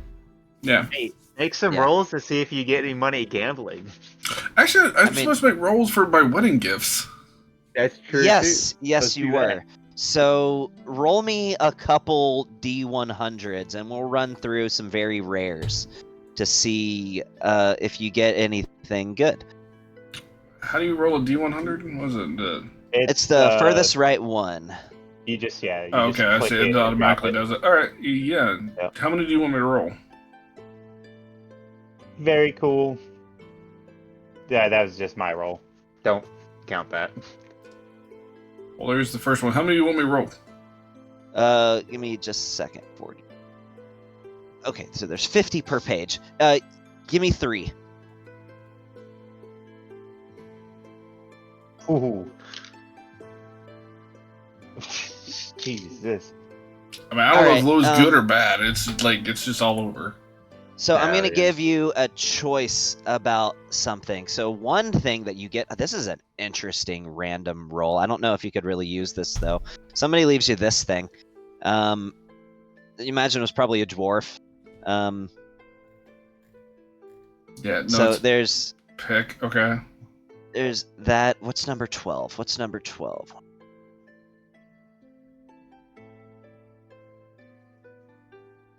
Well, that's interesting. Oh man, I don't know if I want to give you this. This might go to somebody else, and I might be kind of broken, but I did say that I would. So somebody leaves you that.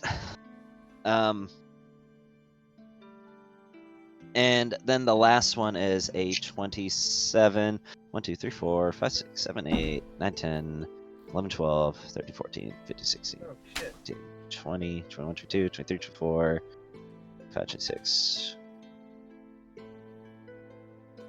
I don't know if I want to give you that. Holy shit.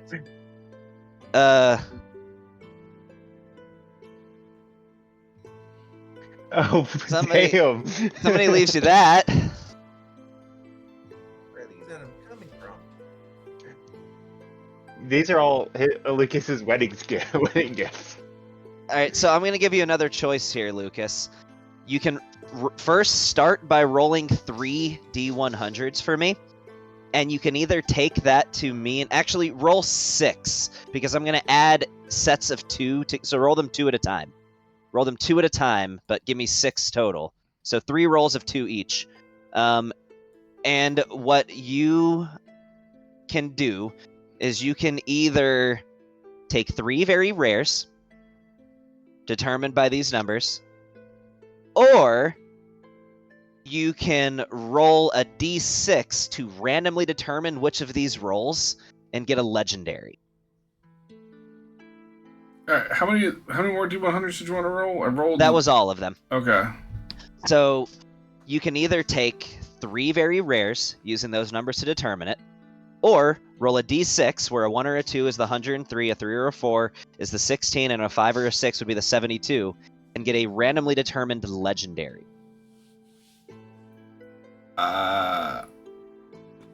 Just to simplify things, because I have so much stuff, I think I'll just go with the legendary. Roll me a d6. Do it. 4. So that's the 16. What is the 16th legendary? God, I did say I was going to randomize a lot of shit. So that's 1, 2, 3, 4, 5, 6, 7, 8, 9, 10, 11, 12, 13, 14, 15, 16. Do it. Don't second guess it. Just do it. What you got, my man? Change it now. Just do it. Come on, Do baby. it. What do we get? What do we get? What do we get? What? I don't know what the fuck you guys would even do with this thing. Like, Oh, we'll Sell it. figure out something. We'll figure it out. Yep. It'll be a nice prop. and it's a for- big question where the fuck somebody even got this thing from. It'll be a nice prop for a nonce cult. Just the way it looks, the way the this is- description is. This is terrible. It's just something to attune to, and then you can cast 2 spells with Eye Bite and Gate, which neither one of them are very good spells. But in my Gate opinion. goes to the far realm, which mortals are not supposed to have access to. Whoops. You can open up a portal to the far realm. Okay. I will probably never use this. You could charge Well, people still- to go to the far realm.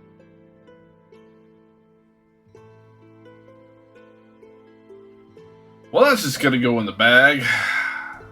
And I will give a polite, oh, thanks, to whoever gave this to me. We'll make great use of this, along with the fancy china that'll go in a box. It'll be a Now nice we're gonna get a decorative quest that piece. requires us to go to the far realm. Watch. I mean, I can already do planar travel, so I mean, Yeah, like, but you can't do it to the far realm, though. bitch, apparently I can't. Now you can. I'll just go out there and Hell tune yeah. a key, and then I don't need to stay attuned to this, and I can just get rid of it. Well, you have access to the far realm now, so use that how you will. You don't actually fully. I feel like you're not grasping exactly what that means. I guess I don't. I Do tell. just know Zeos is out there, so I mean, Well, no, Zeos is dead, but yeah, there's all but like, kinds of other things out there. You could potentially bring around the apocalypse with this item, potentially. yeah, if I opened it up and left it open, but I don't really have any. Again, I'm not trying to destroy the world. The whole point of it is we're trying to save it. So Lucas is the next boss. yeah. You ever seen a movie called The Mist? This is how you get the mist. Oh well, yeah. Cool. That's goes in the bag. I just open the bag, and all the little screams come out of it, and then I close it back up. By the way, Architect's Disdain, all-purpose tool +3, Amulet of the Plains. I don't need any of those, so if anybody wants them, by all means, give a shout. I think the artificer, the new artificer in the group, would love the all-purpose tool. Yeah, I would say at some point, hey, Crixus. Yes. Hey, look, I don't know how you want to join us. I know we got common enemy and whatnot, but I'm a big fan of just going and establishing some trust in between a group. I don't want to say I'm necessarily giving this in trade to buy your service, but I would like to let you know that, you know, maybe as a gift to welcome you on to the team so we can work together and hopefully, you know, go ahead and build that trust. I got this as a gift. I can't do much with it. Maybe you can get some use out of it. And I'll give him the all-purpose tool. This is such a broken item. Oh, wow. Wow, I don't know what to say. Just He seems say you got my back when I need you. Yeah. I said all you need to say is you've got my back when I need you to have my back. Yeah. Cool. That's all I needed. It's like, I got your back and your front. My boy was before. So it does take attunement, so you would have to figure out what you're doing about that. But yeah, that's a good one. All right. Anybody have anything else before I move it forward? I can either move it forward just 1 month if somebody else has something they want to do in a month, or I can go ahead and do more than that. Do I find that dude out in Angaria? I would actually look for him. That's right. You did want to look for him. So I don't know if that kind of like throws off your plan here. So I mean, no, you're good. I did have stuff a lot further along, but it's okay if we don't get to it. There's always next time. Yeah. So, I mean, you have been told that if this is going to take a organization- minute, then why don't we let everybody that has something to do for that first month go, and then we can hit that. Because I don't want everybody just like sit around waiting forever. Gavin, I did text you what I was going to do for the first month. Do you just want to read that and that's what I do, or do you want me to kind of talk to you about it? Let me. So yeah, you're Dark Suns. Okay, so you ammunition and working with the Dark Suns. What's a Mac again? A mech? Oh, you said Mac, like I meant MAC. mech. My bad. Okay. Nobody asked for a Mac. Ew. So what? You trying to do like a power suit type thing? Yeah, I guess so. Yeah. I mean, you might be able to do something like that. I mean, so in a month. What if his car turns into it? Well, I what, just like said Transformers. Yes. I think that'd be Probably pretty not. sick. Probably not going to work out like that. Oh, Dexter. But with that being said, there is something you could potentially work towards. Let me. That's what I'm saying. in I want fact, to start on it. Lee already knows exactly what I'm talking about. We've talked about this before. The amulet that transforms into a full-on mech suit. Kind of, but there's an item already that kind of exists that's like that. Yeah, we've talked about this before. I just sent it to you. Yeah. You'd essentially be able to make that. It almost Yeah. sounds like the Iron Man thing. He taps his chest and then it just covers his body. Excuse me. Bless you. Thank you. Oh. But it out of this first month, you would have had like 10 days or like 11 days to work on it. Probably wouldn't be able to knock it out in a month. Yeah, no, I But- said start on it. Yeah. I literally in the thing said start on it. Yeah. Gotcha. And I would talk to Nixus about helping me out with it if he doesn't Crixus, you mean? mind. Crixus, yeah. Yes. Crixus. I've been trying to get some help, and I would also like to see if I can get somebody to send a message to the Sprocket Witch and to send a message to the person that of the Requiem, Heroes of Requiem, to see if he can help me out with it. You mean Zara Durnbolt? Daring Bolt. And then I'd also get maybe damn it, now I'm forgetting his name. The guy that's now living at my keep, Cleabor? Cleabor, see if he wants to help since he's got the upper mech technology mind level. Yeah, I mean, you'd be able to get some help, which is really the only reason to be able to get this done in a reasonable amount of time anyway. If you guys are you guys okay with moving the clock forward another month, or anybody still have anything they want to do? I'm meeting with whatever dude in Angaria. That's right. We wanted to just get through everybody else first. So, how would you go about even trying to find him? That's the question. It's typically a group that doesn't want to be found. However, I have an orb that lets me find anybody on the planet. That's how we found Meliana. you want to use one of its uses for this? I mean, if I can just scry on them, regular style, I guess I would try that first. Yeah, you would try it and it wouldn't work. I don't know how hard I want to commit to this on my honeymoon. You know what? Yeah, because I'm a workaholic apparently. I guess if I've been doing all this in 3 months. So yeah, I would. First, I would actually ask my new wife if that'd be cool if I did this, just to see her She thoughts would- on it. Likely roll her eyes, but say that she understands. Then yes, I'd give it a go if this is worthwhile. I mean, I would do the normal thing, like asking around town and whatnot first too, to see if there was like an information network. I'm not Bond, and I don't have like some underground contacts, but you know. Okay, well then, if you want to try it the old-fashioned way, give me an investigation check. Alrighty. I do have advantage, and I have expertise, so let's give that a go. With a 2 and a 3. I would throw a luck point at this because it seems important. You could, yeah. Yeah, let's do that. A 5 and a 6, at least it gets me over 20. So that does break one of the DCs. One of the DCs was 20, so it's a partial success. Again, you're trying to find a group that does not like to be found. Yeah, I'm with you. So, with a 20, you're snooping around one of the local saloons, and you eventually just asking around. You talk to a human, a woman who introduces herself. We'll say her name is Carol, since everybody's got normal fucking names.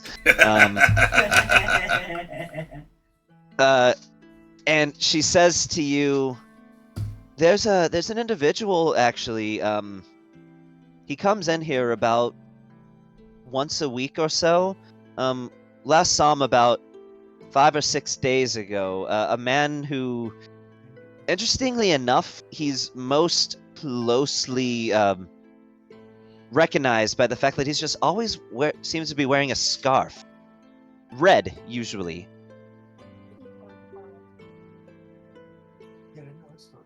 But he comes here. Yes, to this very tavern. Alright. The Crimson Basilisk. What I would actually do, because I actually have this ability, I just never really had to need to use it before.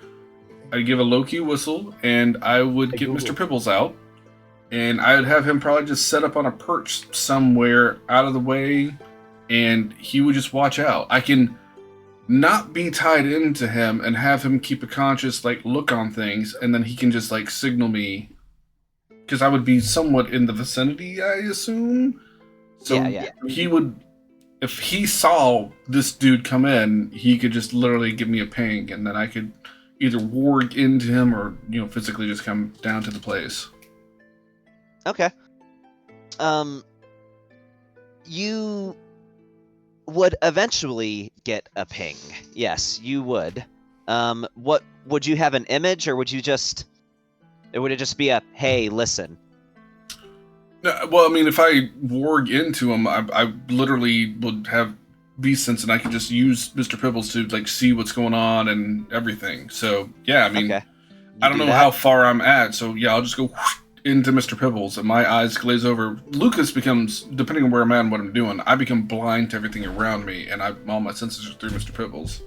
So if you look at the camera, you see this. Imagine a face right there, just. He is petting your cat. This individual that looks to be a changeling. That is not taking on any other form.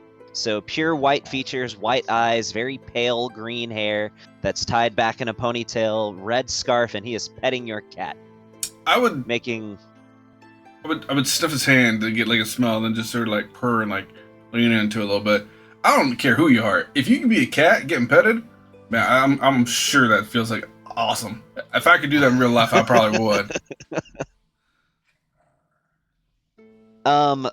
However, with that, once your eyes glaze over, he puts Mr. Pibbles down, gives him a couple little bops on the head, light bops, playful bops. Does a little wave, and turns invisible. So, fun fact. Hold on. There's things here. I believe cats, for whatever reason, have advantage on scent, and I just got his scent. Okay. I gotta look it up. I would try and follow him based off of his smell. I'll let you make this a perception or survival check using. Would it just be using a cat's stats? Hold on, let me see. Yeah, literally right here. Yeah, because he has a cat's stuff. Cats and 5e, keen smell. Cats have advantage on wisdom perception checks that rely on smell. Okay. Would you be making this using a cat's stat block? It would be Mr. Pibble's stats. Okay. So yeah, give me a perception check with advantage.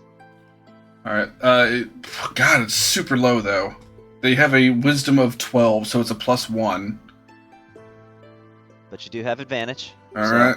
I would Yeah. also So let isn't you he an use any of your exceptional other cat? stuff for this too. Nat 20. Ooh. A nat freaking 20. Mr. Pibbles is like, you forgot that I am the cat. So for a total of 21.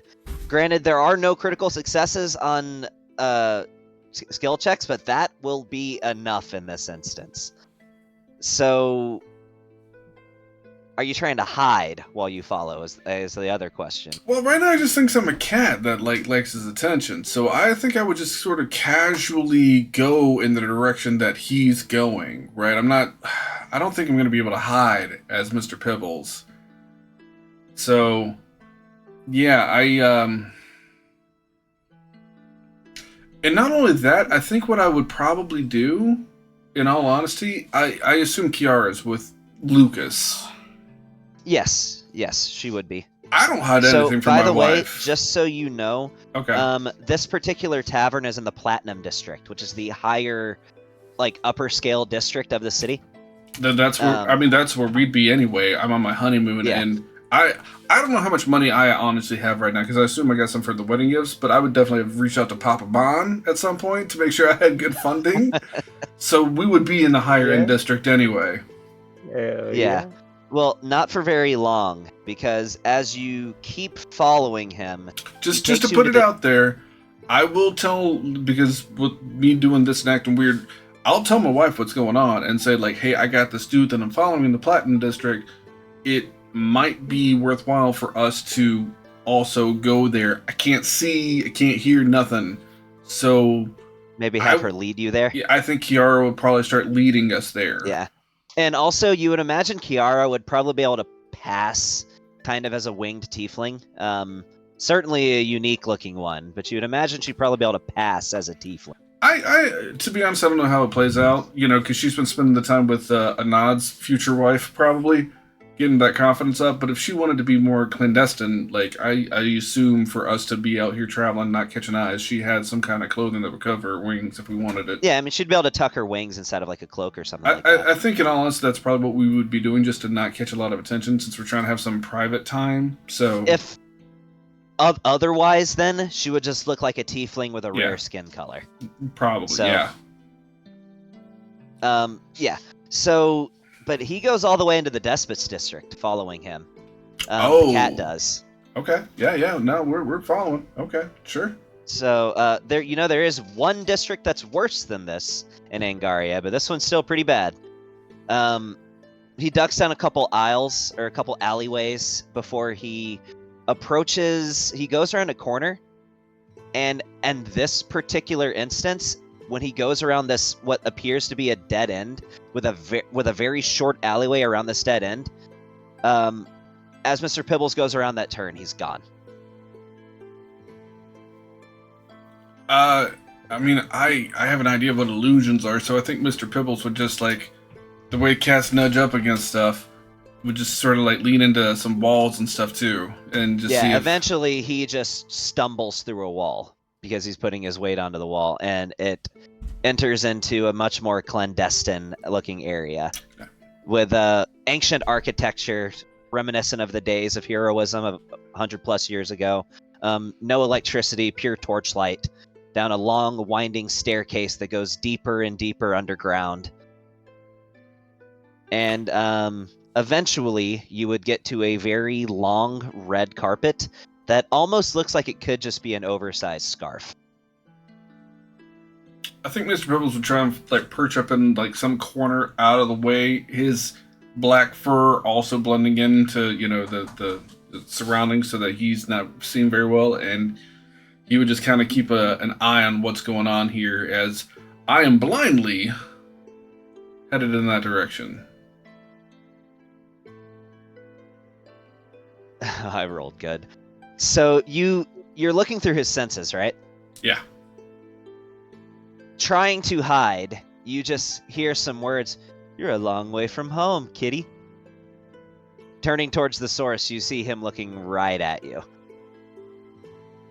I would just like lean into him again to like, do that thing the cats do where they like rub their scent on somebody. He was like, yes, you know what I also smell, as he picks you up. And he just whispers in your ear, magic.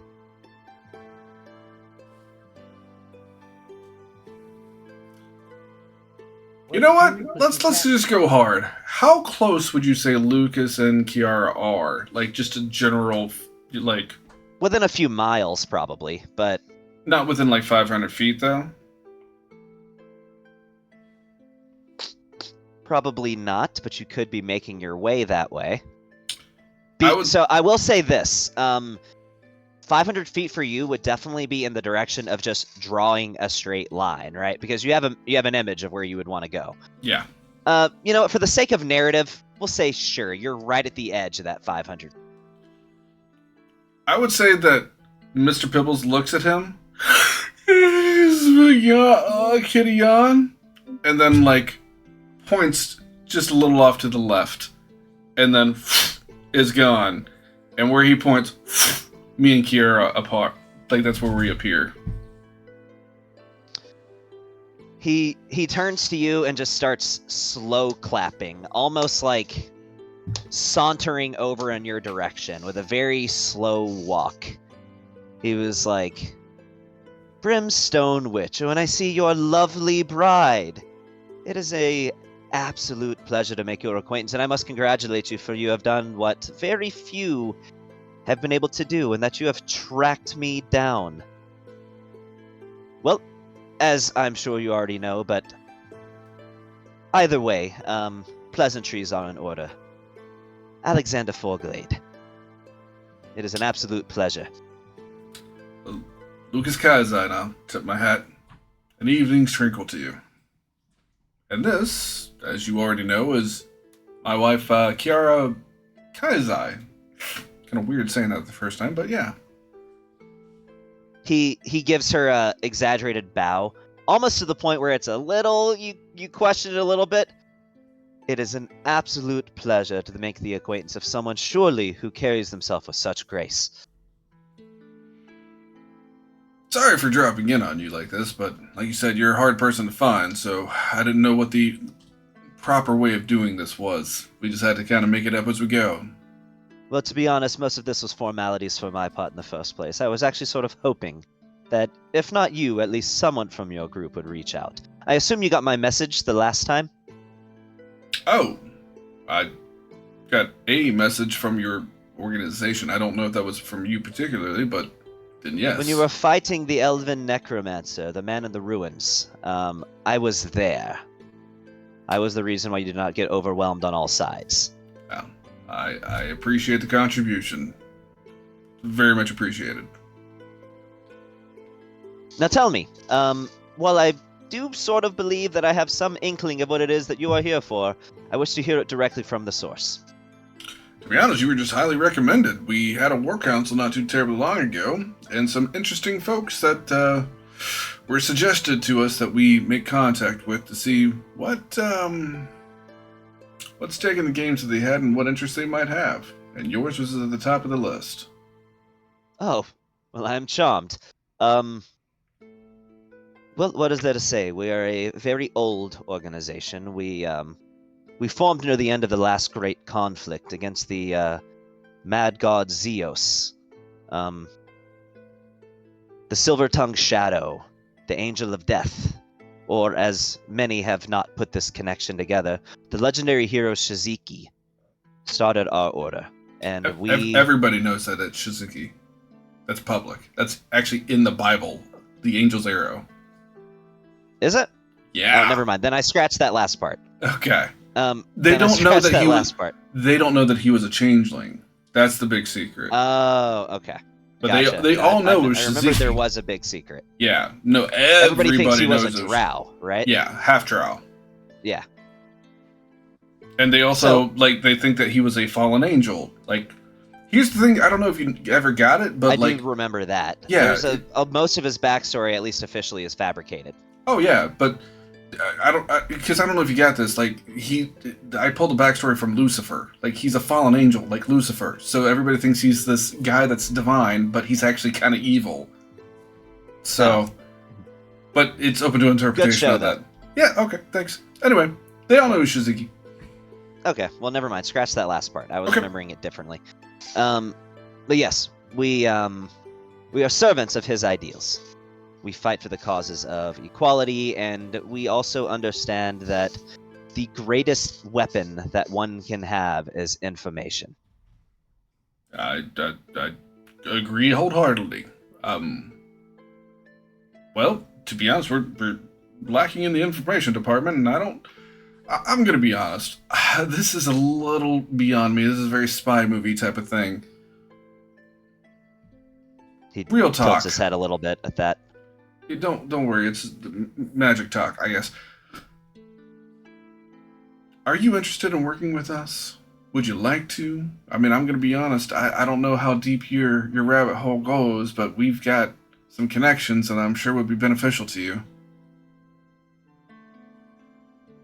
We've certainly discussed it. I've certainly considered it.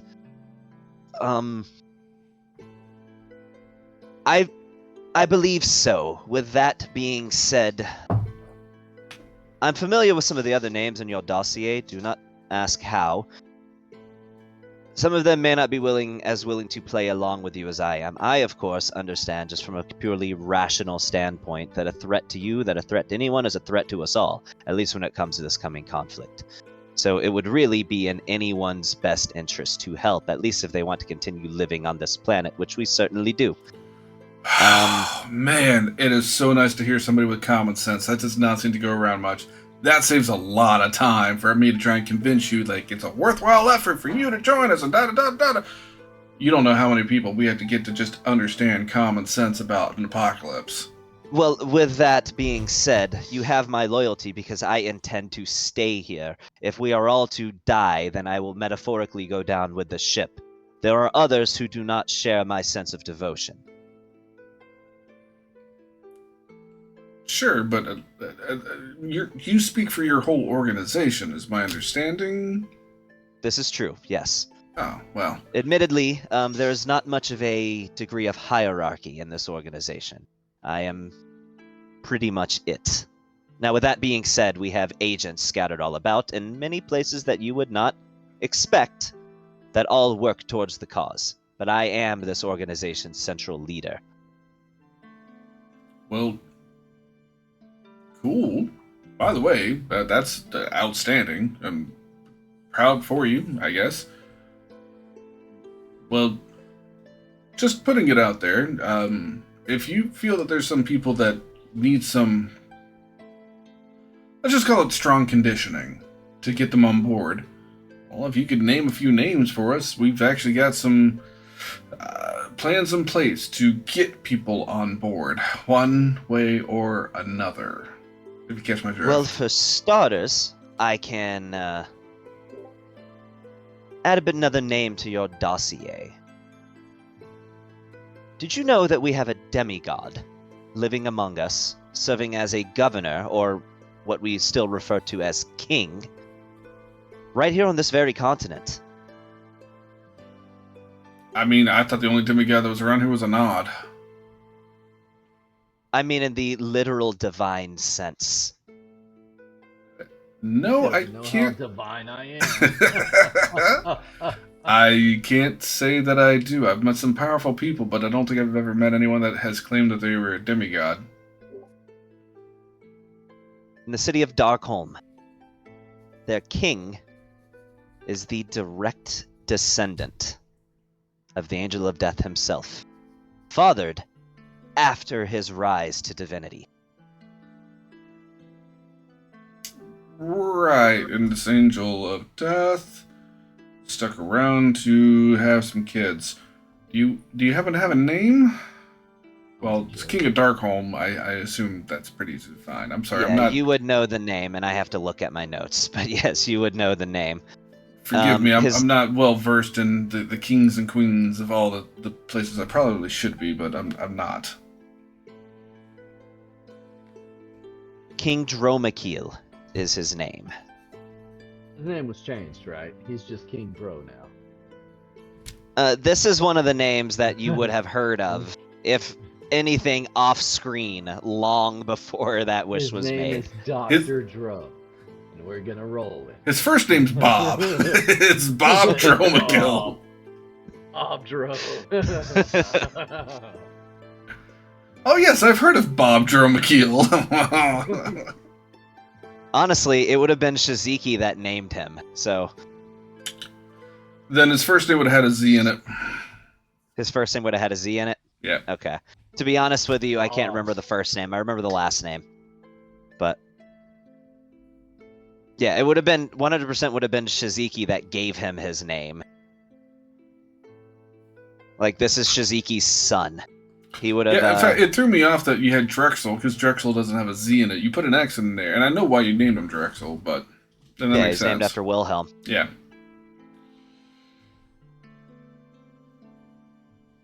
All right. But we will be in touch.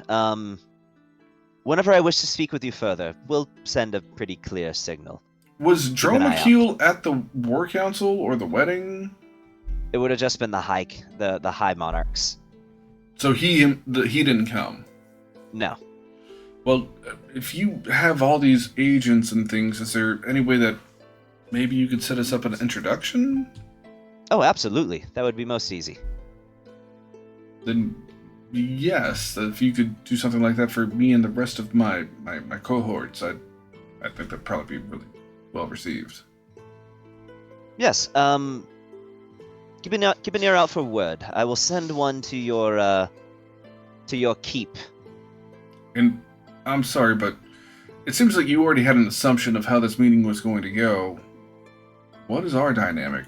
And how do I, or any of us, reach you? I don't expect my cat will be able to track you down again. You know, that is a very good point. He reaches into his pack, and he flicks you a little blue coin. He says, "This here is a sending coin, and I have the other one. Anything that weighs less than 1/10 of a pound, then 1/10 of a pound can be sent back and forth between these coins. That would include a piece of parchment. If you wish to send me a message, simply write whatever it is that you wish, fold up the piece of parchment to a point where it is smaller than the coin, press it against it, and focus your magic onto it. It will send it to me. The one exception is that whatever is sent between coins must be non-magical in origin." Nice. Seems Little, like fold extremely out convenient. paper. Yeah. Don't you have that little paper thing? Well, I was just like to say, like, I didn't know if it could go in my little pocket wrist dimension, because I literally have something there that just holds paper for, like, writing up contracts. I mean, sure, yeah, you can put it there. Then yeah, I will literally throw it in my... It's a coin about yay big. So, I'll throw it in my unique spell that I learned to have a wrist pocket dimension that holds, like, contract paper. okay. Add to your inventory that this is a... Did I say he gave you the blue one or the red one? I don't know Blue if one. I said. I got the blue Okay, one. so you have a blue sending coin. And it can send any non-magical object that weighs less than 1/10 of a pound. Okay. That seems pretty standard stuff. All right. I need to do anything to send some authenticity? You know, I'm pretty sure there's only one, and they're not going to know what to send to you. So I think we're only okay. have a pair. You are looking at the only 2 of these coins in existence. Oh, well. That's neat. I appreciate all of this, to be honest. Well, I don't know where else this conversation's supposed to go in your super secret hideout thing that we just kind of vamped into, so how would you like this to go? I suggest you use the same spell you entered here to leave with. In fact, I must insist. Well, see, here's the thing. I can actually only do that once a day. It's kind of a magic item thing. So, this is awkward. He gives you a sigh and reaches into his bag and pulls out a couple pieces of cloth and hands it to you. You know the drill. Yeah, I kind of got it as I put a bag over my head, and like I guess my wife also puts a bag on her head. Hey, you gotta admit this is one hell of a story to tell that this was on her honeymoon, right? Right. She gives you kind of an elbow. She actually can't put it over her head because she has massive horns, so she would probably just have to tie it around her face. Oh, she just wears it like a blindfold? Yeah. All right. There's not an upside down pineapple. No, there's not. I only learned what that was when I went on a cruise. That's where you learn what it is. Yeah, so I mean he leads you out, then walks you a couple hundred steps further, before just he stops leading you and you just turn and see that he's not there. Well, I'd say that went pretty well. And then we will continue to enjoy our honeymoon for the rest of the occasion, because I don't have a way to send messages out to folks, so, you know. Aside from him directly, but I can't message the rest of the group, so. You guys don't know any spells where you can send messages across long distances? No, every time we needed to send a message, we had somebody else. A lot of times it was using the Archon to send it off for us. I guess I could... At the hotel, I would probably hire somebody to, like, send a letter off, like, magically to everybody. Gotcha. I don't know if... Does anybody know that spell? Me. Huh. Oh, okay. Well then, yeah, you would have that. I have the Speedy Courier. So completely unrelated thing that I didn't think about because I wasn't here when we ended the dungeon. Did I ever get my magical armor or cloak or estimates that I had persistently requested? I think I already gave it to you. I don't see it in my inventory. I feel like I had given you something. We'll figure it out. We only got another like 20 minutes of running this game anyway. I would say. Can I? No, I was just gonna say that I would probably, knowing whatever potions that I was intending to make, would start requesting orders to try and get like components brought in. If that was a thing I could do. I mean, that would cost you. It depends on what it is. So. Right. It's depending on whatever it is I'm ordering, but I don't know what it is I'm actually going to make yet. We'll figure that out later. But just know I was trying to send people out to go and get things for me. Yeah. The ingredients to make a potion cost roughly a third of what it would cost to buy it. Sure. Yeah. Question, Maman. What's up? So, what happened to Anand's father? And to Anand's what? Anand's dad. You don't really know.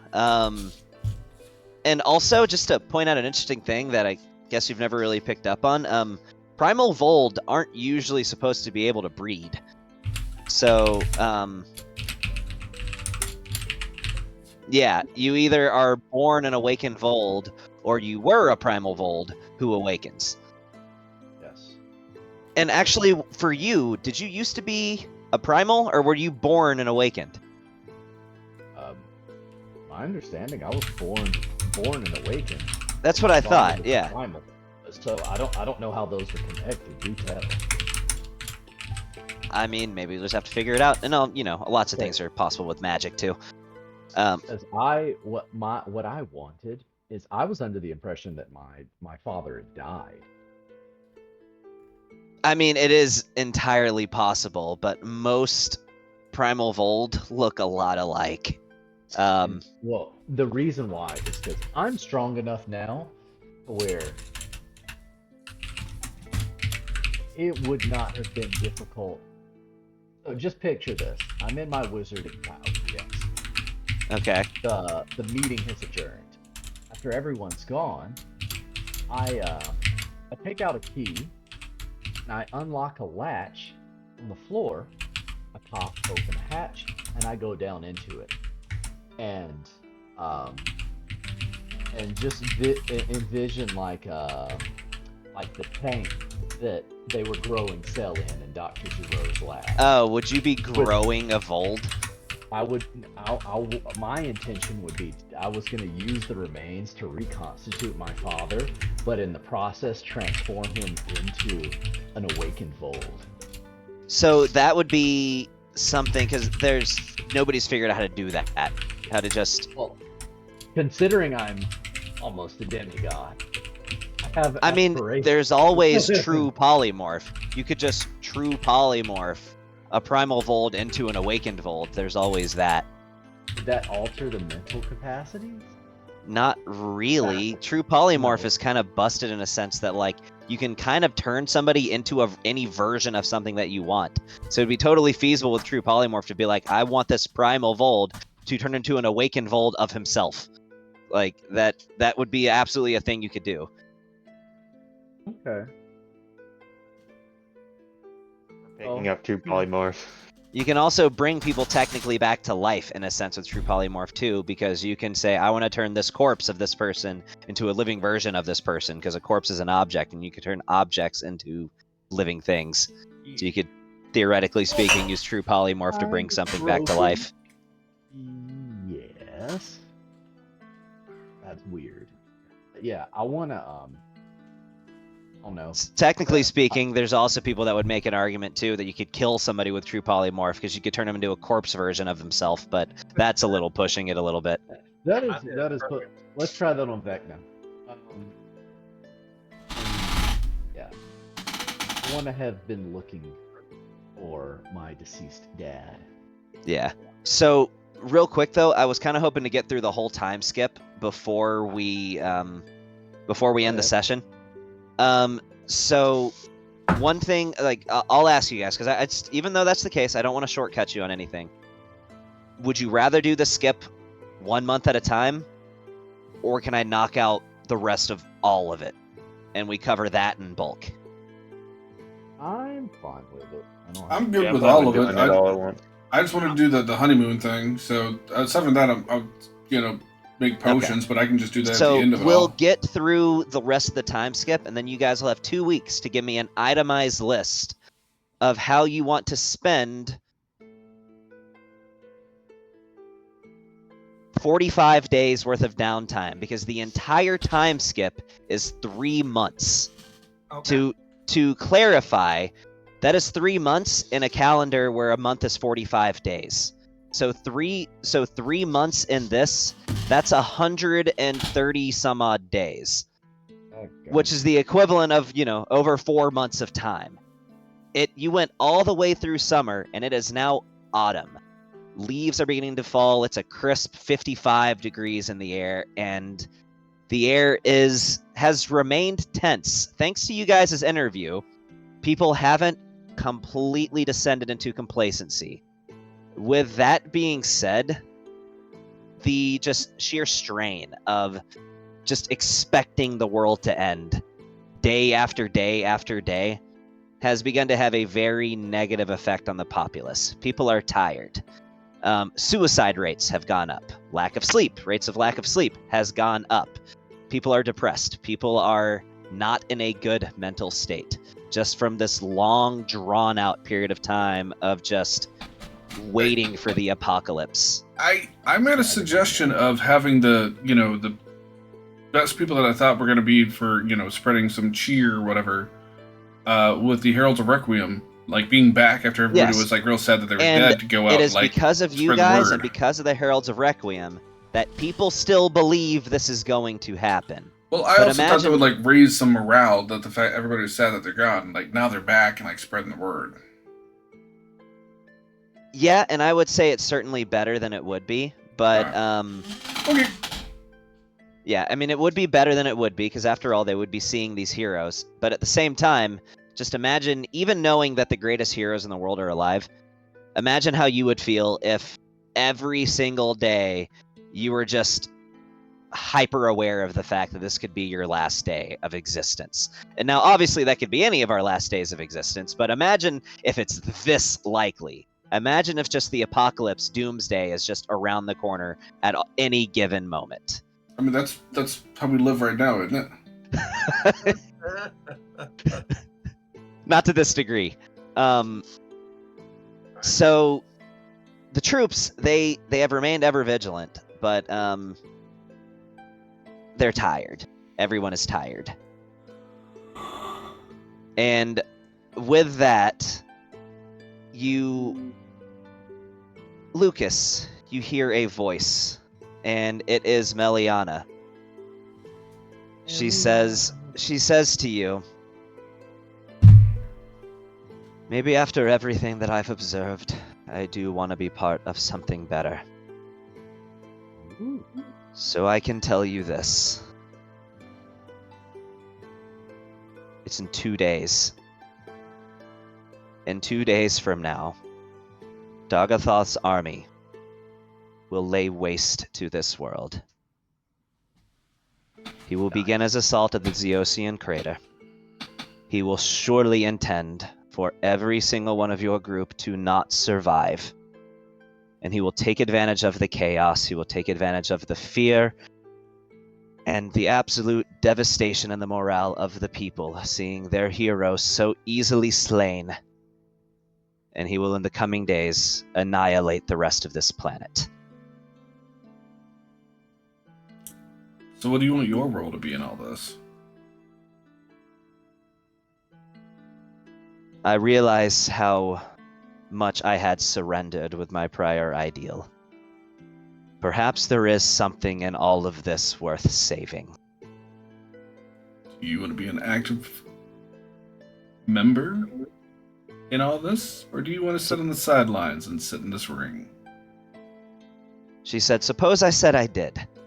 How in the world would you ever be able to trust me? I'll be honest, I just don't have the time or the patience to sit here and play the games of who I should trust or who I don't. I've lived my life at this point of just sticking with my gut, and it's done me pretty well. And I'll be honest, I don't think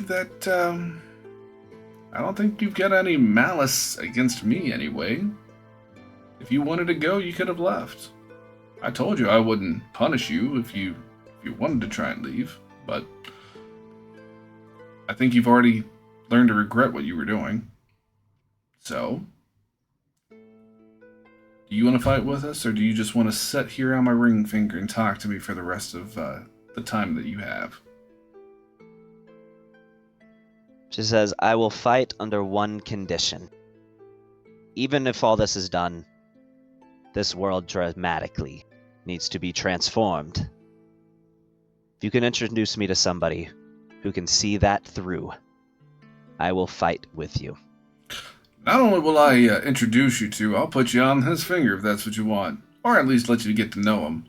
See, I have this friend named Anad that's all about changing this world one way or another all over, and I fully support his ideals. So, I'm with you on that one. I just didn't like the way that you were going to go about it.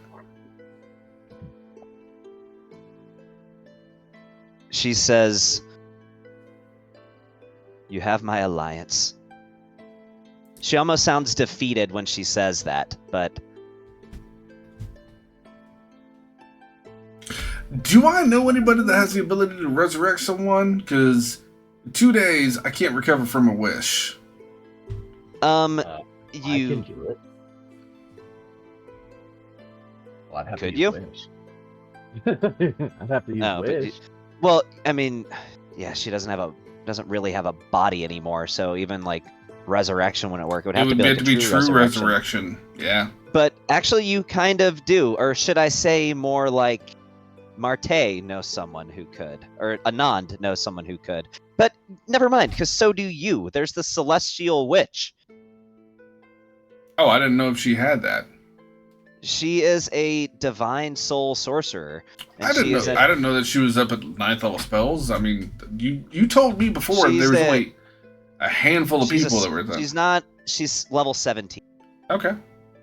Then I don't know where we're at 3 months, but I'm back from my honeymoon, so yeah, I'll go and find our Celestial Witch friend that I made sure was back alive. Yeah, and you wouldn't have a hard time finding her. You reach out. She comes to your keep. I will Brim, take off. As always, a pleasure. Oh, of course. Look, I happen to have an acquaintance here that is slowly but surely becoming a good friend. And I take off the ring and I kind of hand it to her.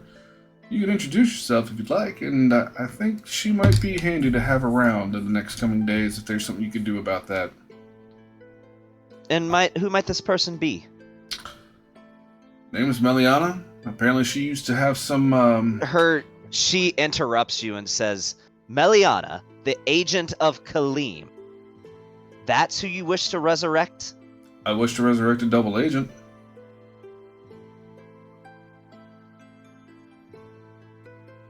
Give me a persuasion check. She seems very, very hesitant. I about brought this chick back and May all of I- her friends back from the death. Like, do May- I may get advantage of this? Just May I add something to this? If we don't would fully you depends. trust her- Would you have had Bond there at the meeting? If he'd already been with me, I wouldn't have gone out of my way to go find Bond to bring him for this. This is witch business. Yeah, I mean, then yeah. If I was not there, if I'm probably not there, not it's then. there. A That's nod fine. would have wanted to go. I mean, It depends anybody that whether- would have come with me, I wouldn't have turned him away. Nah, I'm busy working on my other stuff. It's fine. Yeah. So, Alright. and I'll probably be, by the way, over the next 2 weeks, I'll probably be messaging literally everybody here individually about some things. So, Just to put it out there, me working with Meliana is what got all your friends back. Do I get alright, advantage guess of if my you put it that persuasion? way, now you do. Yeah, now you do.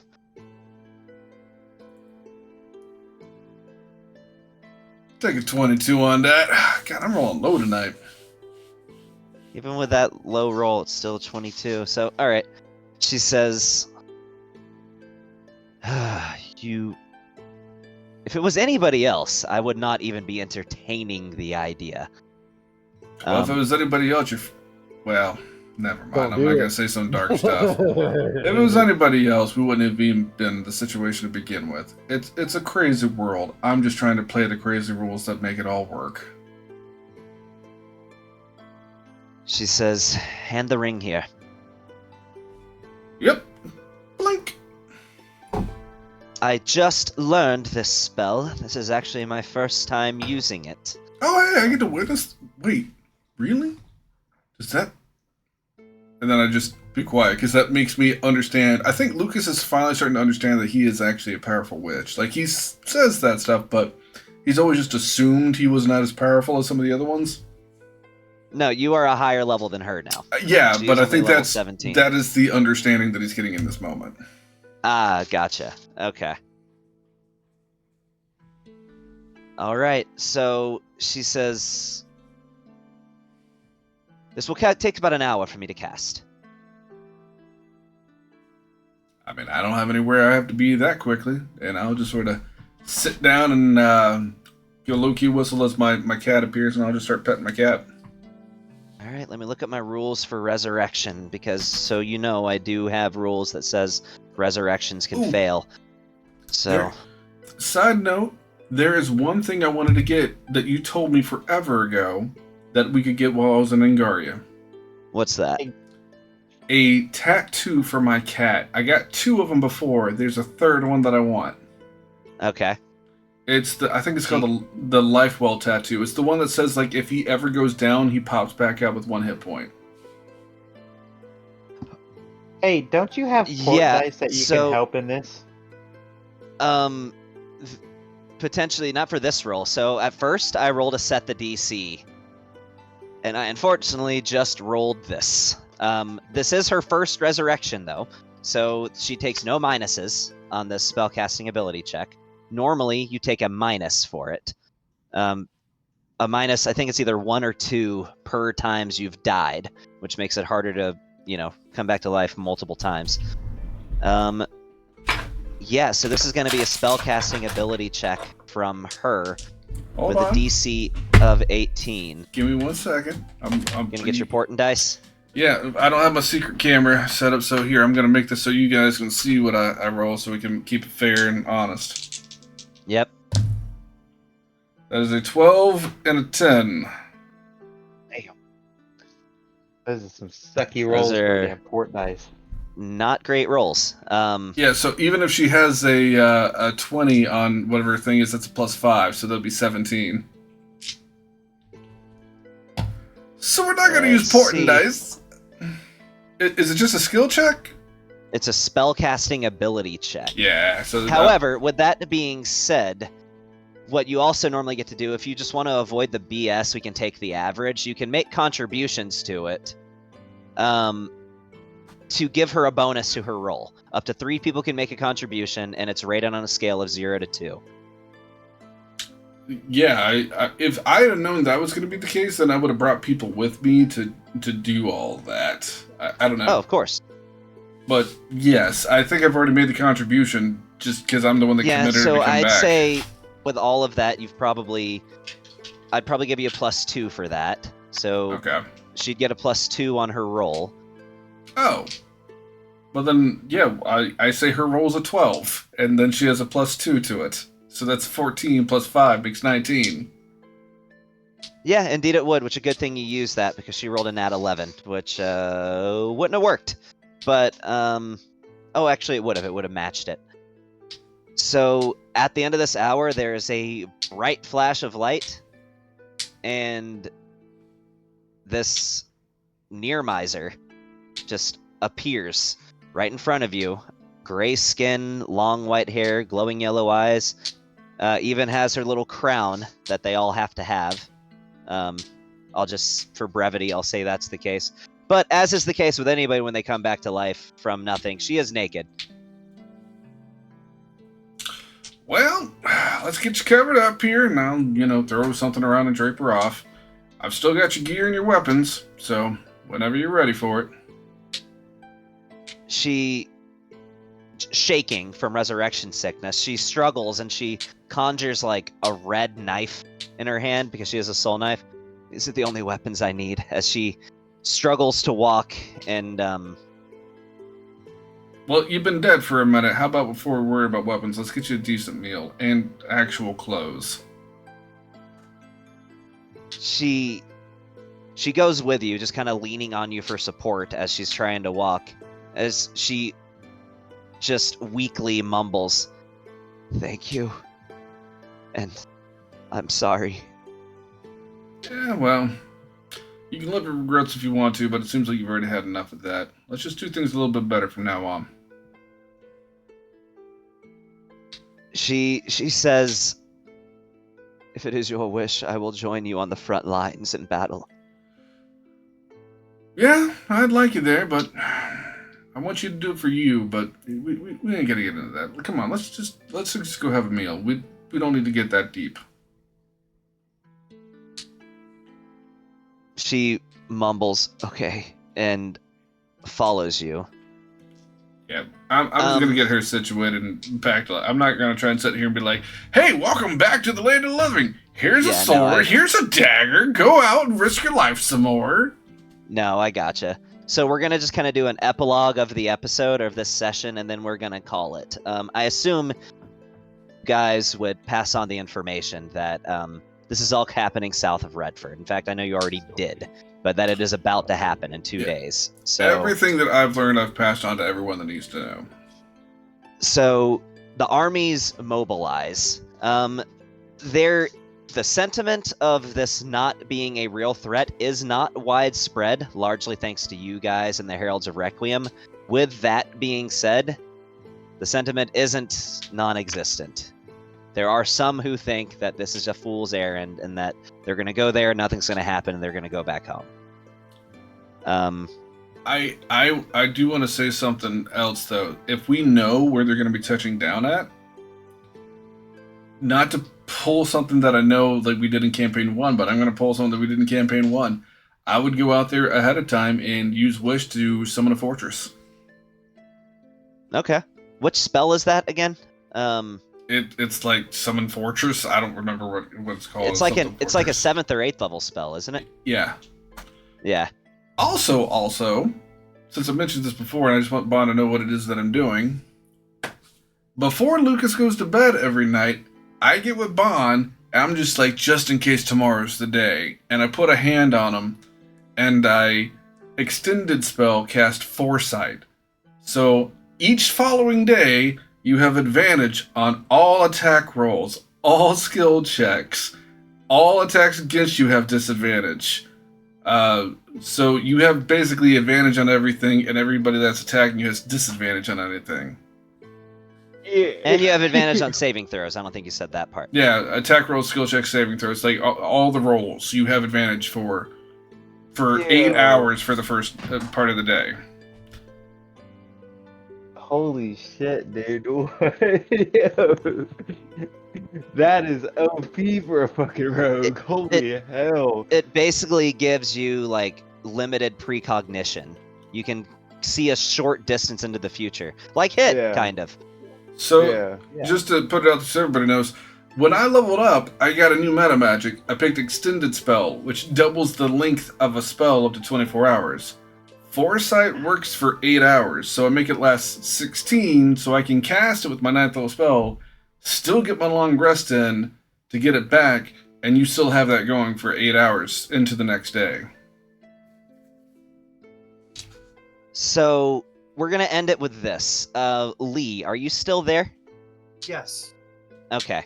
So on the eve of battle, you're in your camp in Redford, and you imagine at this point, though, that nobody else can see this but you. You see an apparition appear in your tent. You are alone. Mm-hmm. And this voice makes your blood boil as he says, "Well, tomorrow's as good a day as any to die, isn't it, buddy?" And it's Fulgur Mortis, as he appears as an illusion in your chambers. My eyes would narrow, and I would just say, "It is, buddy." He just chuckles and says, "Clearly you don't remember what happened last time, but you've never been defeated. None of us have. Millions of adventurers have fallen before us, heroes that their entire worlds had faith in them. The best of the best, fallen like nothing before us. Now, I can assure you about one thing. The rest of my group, they're going to hold back. It will be easy, even still, with them using just a fraction of their abilities to slay you and the rest of your pathetic group. But I can assure you I will not. See, this weapon that you made for me, which I truly do appreciate, by the way, fine craftsmanship, it's going to see some use. Abundant use. And I look forward to that being the very last thing that you see before your body crumbles to dust." Then why do you sound scared? I have never known fear in my entire life. He sounds angry when he spits out those words. We can fix that.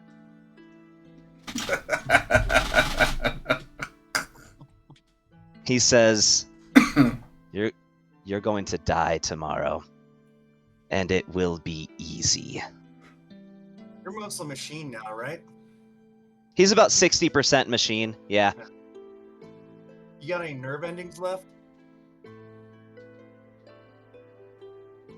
He cocks his head. Because I'm gonna go looking. See you soon, friend.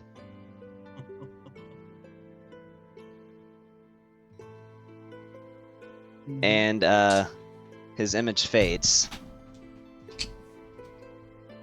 You can tell one thing about Fulgur Mortis. He was not lying when he says he has never known fear in his life. You do know that about him. His reputation precedes itself. I mean, every single time that the Black Diamond Guard has ever been involved in a conflict, and this could be a weakness that you would know of, they play games. They're so sure of themselves that whenever they get involved in a fight, they barely even try. We could use that. So that is the closest thing to a weakness you're probably going to get. I have a question. Yes. Obviously, I want to do it prior I forgot. I wanted to drink my divine tonic. Oh yeah, you would have had plenty of time for that. You've had months. So you could have locked yourself in a room for a day at some point in time and drank it. I didn't think you had one. I thought it was Lucas that drank it. No, No, I've yeah, we had got one another that I one. never used. Yeah, we got. It was another half of it was a half of tonic. Oh, that's right. Yeah, gave you a +1. Hey, Plus so one. with knowing that, Anand, if you wanted to do Yeah. your ability score improvement and put like 1 point in one and 1 point in another, took the divine tonic and bring your constitution up to an 18 with that, and then have another skill point and another point. Well, I wanted to throw it into Dex because my Dex is currently 17. I wanted to bring it. Or to you could, 18. yeah, I mean, yeah, you could have Oh done that yeah. too, yeah. And that would There you also go. make your dexterity maximum 21. I mean, for what that's worth, you probably would never get it to that. But yeah, I mean, if you want to do that, Yeah. How do I affect it on the sheet so that it reflects in my AC? I'll do it for you. It'll do it automatically. Por favor. It Hey. says Dex Oh. as max of 2. That's not right. Hey, Gavin, I had a question. If you're not, I don't want to interrupt anybody's thing. What's up? Just putting it out there. We got this downtime and whatnot. If I wanted to see if somebody could enhance my Bloodwell vial to a +2, could that be something I could do? That's in the works, depending on where you go. And throughout the arc, this is a sandbox. I have put it already, the resource in here that can enhance it. Yeah, but I couldn't find anything in our downtime to do that. Probably not. Read through your dossiers. Look up where it might be likely that a Bloodwell vial could be enhanced. And use some insight.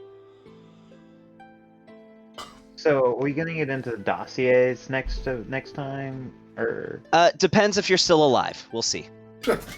Oh, okay. So we're doing this after we fight the guys. So, admittedly, I was kind of spitballing some of this. I meant to do the dossiers actually at the end of the time skip, but when I started that's what I'm talking saying. about it, no, I We meant could to tell you about the dossiers at the end of the time skip. That was my bad, Oh. but I kind of had to go Oh. along with it.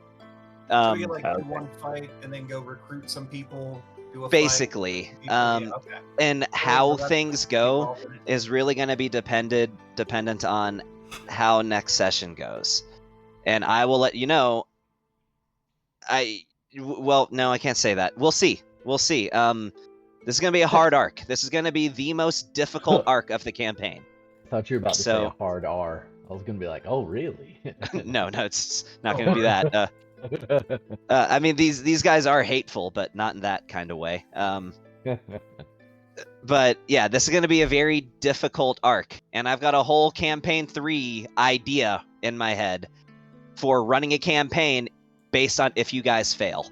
So Are we gonna escape from hell? Because that would be cool too. basically, it would involve just like picking up the pieces and trying to take the world back and rebuilding everything. But Nod has risen to divinity. the game is not over if you guys lose, but this campaign is. So I will say that. On the eye of a nod, a finger of a nod. But yeah, I just game's pretty much over. I will say that it's gonna seem like I'm working against you guys. I promise I want you to succeed, but it's gonna feel so much better if you do. If you've just felt the whole time like the bad guys wanted to win. So So a campaign should feel. yeah. Yeah. So if I kill your character, I'm very sorry, but I'm gonna be trying to. If you kill my character, you're gonna be faced with a drunken bugbear monk. That's fine. Can't wait. So with that, that's what it is. You're on the eve of battle. And we'll see what happens. Cool. All right, I gotta go to sleep. I gotta let you guys go. Peace Yep. out. See you guys. So, just oddly enough, what's kind of funny is I actually planned on getting to the fight this session, but as things normally go, it didn't go as quite as far as I thought it would, and that's totally fine. That just means I don't have to do any prep work for the next 2 weeks. Hey, yeah. So I can play more Echoes of Wisdom. What's up? Just so I can know, right? You said 45 days of downtime. I got married. I did my time in Angaria. Da da da da. How many hours realistically do I have to making potions? Would you say? So I can go ahead and like list that out. So 45. I'm not trying to hit it like every waking moment that I have because I'd say you would have probably had 8 hours a day towards this. So 8 times 45 hours. Yeah, well, so much for my 300 potions of advantage. 360 hours you would have had if you want to itemize the hours. That goes for all of you. 360 hours of uninterrupted downtime. Well, I mean, Nice. for me, I'm gonna be honest. I did not spend 8 hours a day on my honeymoon making potions. Right, which is So- why I'm giving you a third of that time to do 8 hours a day on this stuff. Okay. Third, because it was a 3-month time skip. The Okay. current date is, in fact, I need to go ahead and mark all this stuff off. The date is the recording still going, by the way, Sean? It is. Yes. Okay, cool. So that I want the date to be on the recording, so that's a good thing. So the current date, it was before the time skip. It was the 4th of Gilcrest. So it's almost 3 months exactly. So it is the 4th of Bestment. And it is actually a double full moon tonight, because remember the planet has 3 moons, so that's kind So of did eerie. anybody's birthday pass? A few actually. Flora, actually, her birthday passed. Flora's birthday was in Gilcrest. Yeah, but she died like 4 Oh. months ago. No, Flora didn't die, but you know whose birthday did pass? On the 32nd of Worstmonth, it was Raven's birthday. Yeah, but That she's would've not been- even dead. She's like came back, and who knows? Nobody cares. No, I imagine Bond would care. Bond would care. Yeah, Bond would care. Yeah, it was That would be a Raven's sorrow day for birthday Bond. on the 32nd of Worstmonth. Yeah, that would have been a It's my sorrow birthday at day. the beginning of this month, and we didn't play. Oh, I'm sorry. Well, it's not like you were on vacation or anything. So, You were on vacation. oh yeah, that's right. I was. Italy Hey- was great. I want to hey. go back. Hey, Gavin, I hate to take away from this, but I need some hard numbers for going away. 1, did I get any money as wedding gifts? 2, we're getting paid on a weekly basis. I just want to know how much funds I have to work with. Yeah, so you to got get paid my components and send people out to do it. 4,500 a week, and that is times 98. Whatever 135 is divided by 7.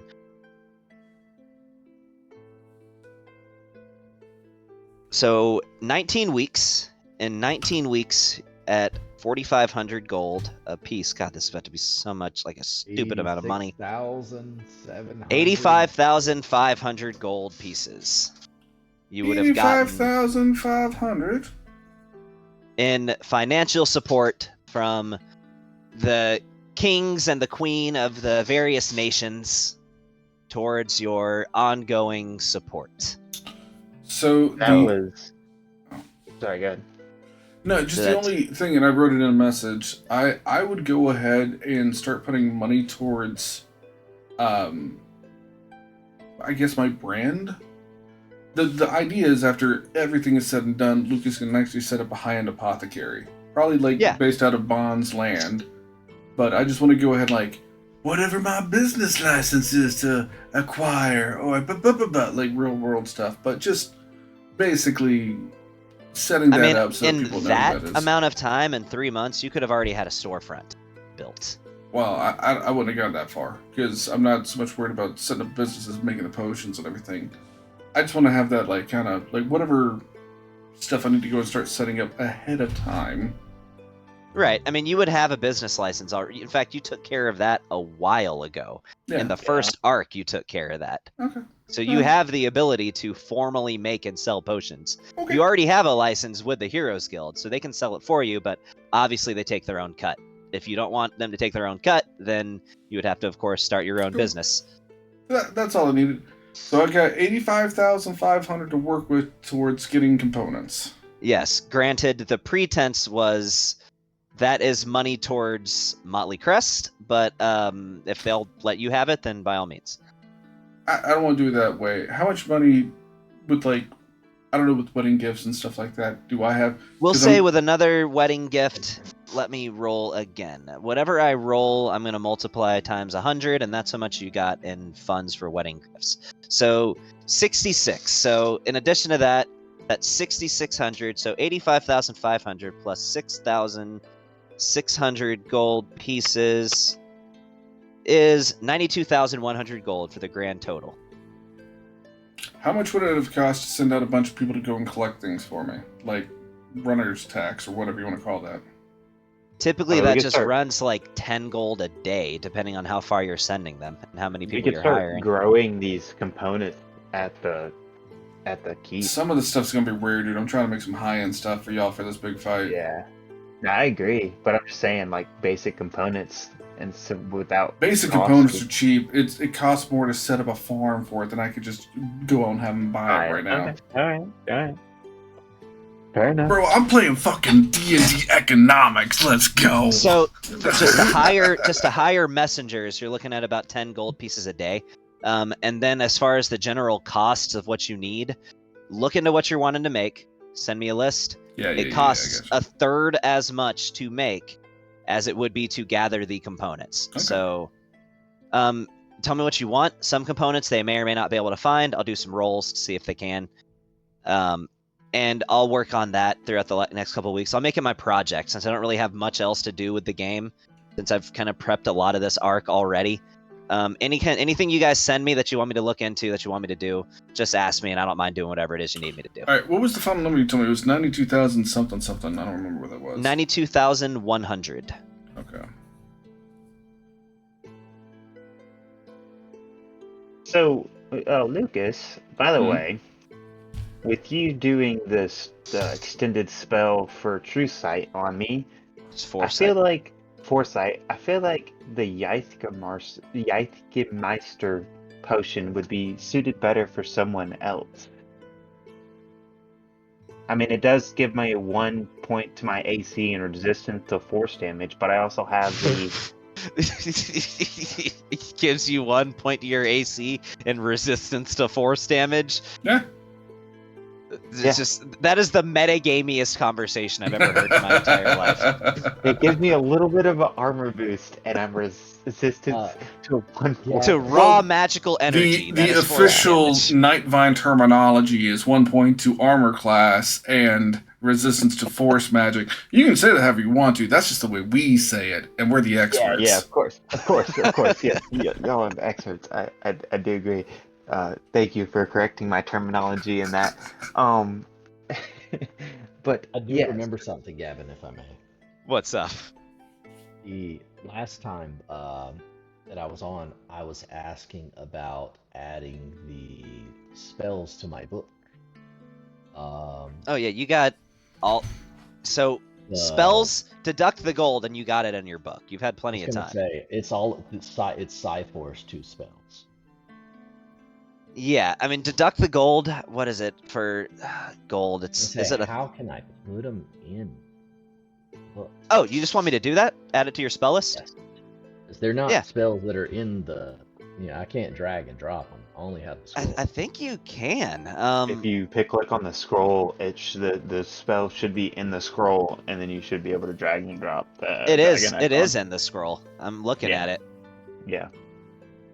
Any scroll that you have, you should just be able to Let me try. open up the scroll using the blue dragon symbol, and Yeah. then in Right, the right scroll now. there should be the spell, and then you can drag and drop that spell. See at the top where it has the link that says spell Cypher's Shining Yep. Spear I made and it spell work. Cypher's Necrostorm. Sweet. It is working. So I Now, got if the you will- Necrostorm. Make it where you have 0 of those now, since you have used Yeah, them. I'm gonna delete them. Yeah, delete them because those were the only ones in existence. So Or unless you could make just them, make there will never be yeah, I was another gonna one of say, those scrolls. You could just make another one of the scrolls.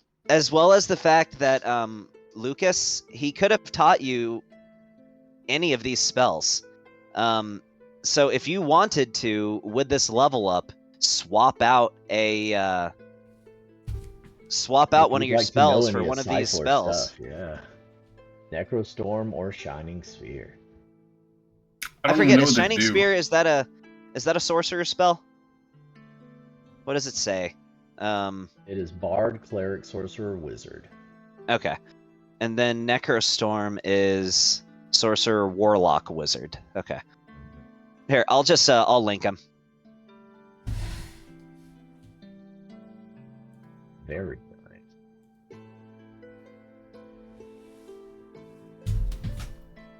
Oh, they're 9th level. Well, one is Shining Spear is One is. 8th. Yeah. I can tell you right now, I'm not going to get the 9th level because I took Wish for the sorcerer spell. The only reason I can get Foresight is because it's not a sorcerer spell. Right, but when you level up, you have the ability to trade out a spell in your spellbook for another. So you could I also could drop do one that. to get another 9th level spell? Yes. How much But money you'd have did to drop this one. cost? That one's a 9th level, one's 8th. How much money did that cost? I You think found that it. would have cost you 17,000, I think, but let me look. I forget whether it's 1,000 or 2,000 per level of the spell. I think it's 50 per level, or no, it's 100 per level spell. Jesus. Is it? Is that all it is? Christ. I think it's 100 gold per level spell.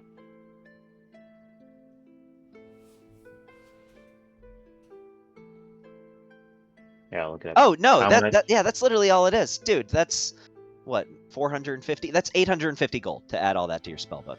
So, with Cypher's So, Shining yeah. Spear, if I force somebody to roll on that one and get a critical fail, that would be 40d8 plus 40 damage. Yes.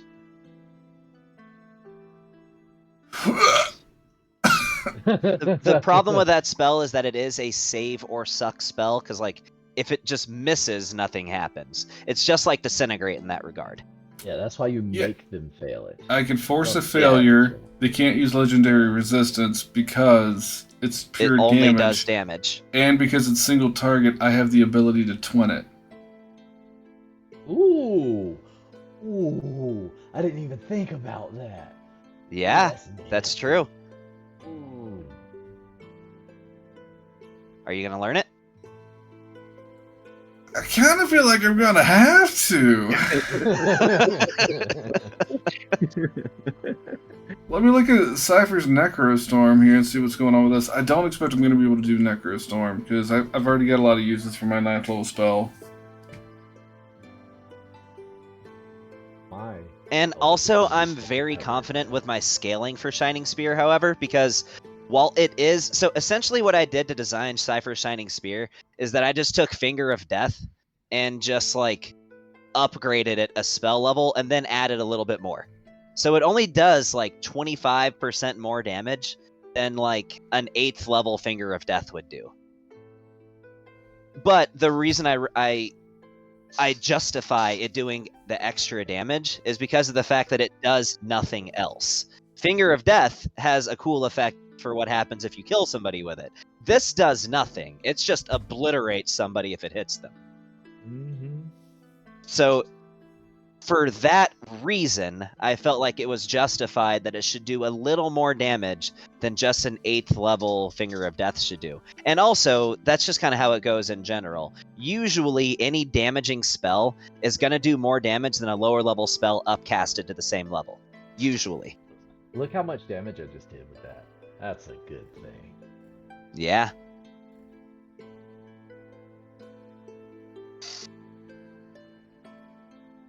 And I also feel like it definitely should not be a 9th level spell, though, because what you just did, I could do that to a literal ton of people with a Meteor Swarm and do similar damage. And that's a 9th level spell. So this clearly isn't as powerful as a Meteor Swarm. And also, the Meteor Swarm isn't save or suck. If you miss with it, or if they succeed on their save, it still does damage. This doesn't. If they succeed on the saving throw, it just misses and does nothing.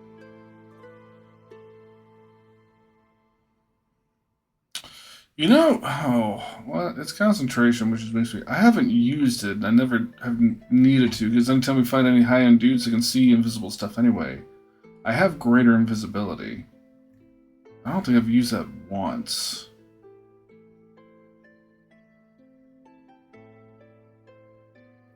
Yeah, I think probably either greater invisibility or suggestion, which I hadn't used in a while, because we've got some fucking high ass persuasion rollers now. And also the benefit here is that if you target an undead or a fiend with Cypher's Shining Spear, they make the saving throw with disadvantage. Yeah. What do y'all think? Do y'all think I don't need a suggestion anymore? I mean, it was pretty clutch early on in the campaign. I made some big moves with it.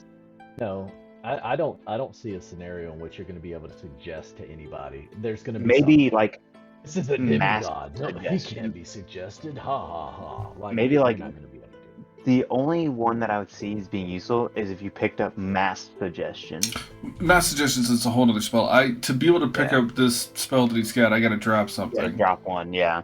So I could Yeah, I I could drop suggestion. Yeah. But that's what I was saying. Like, regular suggestion with it only being a single target spell, I wouldn't say it's necessary. I also think, like, you don't really know a whole lot of evocation spells, do you, Sean? Fireball. Well, yeah, but I don't. I Fireball think and that's lightning kind of bolt. yeah, and then you've also got I don't know if you've noticed this, plasma bomb. but I have like 3 combat spells. Most of my other stuff is like utility, out of combat, or a lot of defensive magic. Blink, counter spell, haste to help other people. Dude, I play the exact same way in Lee's game. Like my Blade Singer knows just primarily defensive spells. Yeah, again, a lot of my stuff is not damage, it's support and crowd control. Dominate person, dominate monster, hold person, you know. But this is very much a nice ouchy spell. Yeah, I'll put it on the record. I'm dropping suggestion, my second level spell, which I don't want to do because I don't have a lot of level 2 spells, and I like to hold on to those because I have Spells Driver now. But I'll drop suggestion, and I will pick up Cypher's Shining Spear. Nice. I'm not going to get Okay. Necrostorm, though. I'm not going to be able to rock with that. To be honest... Oh, no, it's fine. Yeah, I mean, a nod would give you the lesson, and then suddenly, poof, you can learn it. Yeah, alright. I'll have that as my 8th level spell, which is good, because I don't have a really good 8th level spell. My main... Oh, no, I have Dominate Monster. Shit, it was 7th. Have I told you guys what I based this spell off of, by the way? Yeah, you did. Yeah, this is the Sun Spear from Dark Souls. Ah. Okay, yeah. It's fair. That's why it's a bolt of orange lightning, because that's Yeah. literally what Sun Spear looks like. It's just a big orange lightning bolt. Yes, it is. Alright, I'll be twin casting the Shining Spear, and this is my new go-to if I've got a nat 1 in my pocket that I can throw on somebody. Boom. There you go. Hold on, I want to just God, see that something here. Would hurt. So it would be 8d8, yeah? 10d8. Or, well, 20d8 total. Keep in mind, even on a crit, it's not going to double the plus 20s. No, it's still plus 40, so Yeah. it would be 40d8. 1, 2, Plus 3, 40. 4, 5, 6, 7, 8, 9, 10, 11, 12, 13, 14, 15, 16, 17, 21, 22, 23, 24, 25, 26, 27, 30, 31, 32, 33, 34, 35, 36, 37, 38, 39, 40. This plus 40 is what I can make somebody take. Oh my god. If you have rolling on, if they roll. If I've got a nat 1 in my pocket, so 292 points of damage in one shot. That's quality.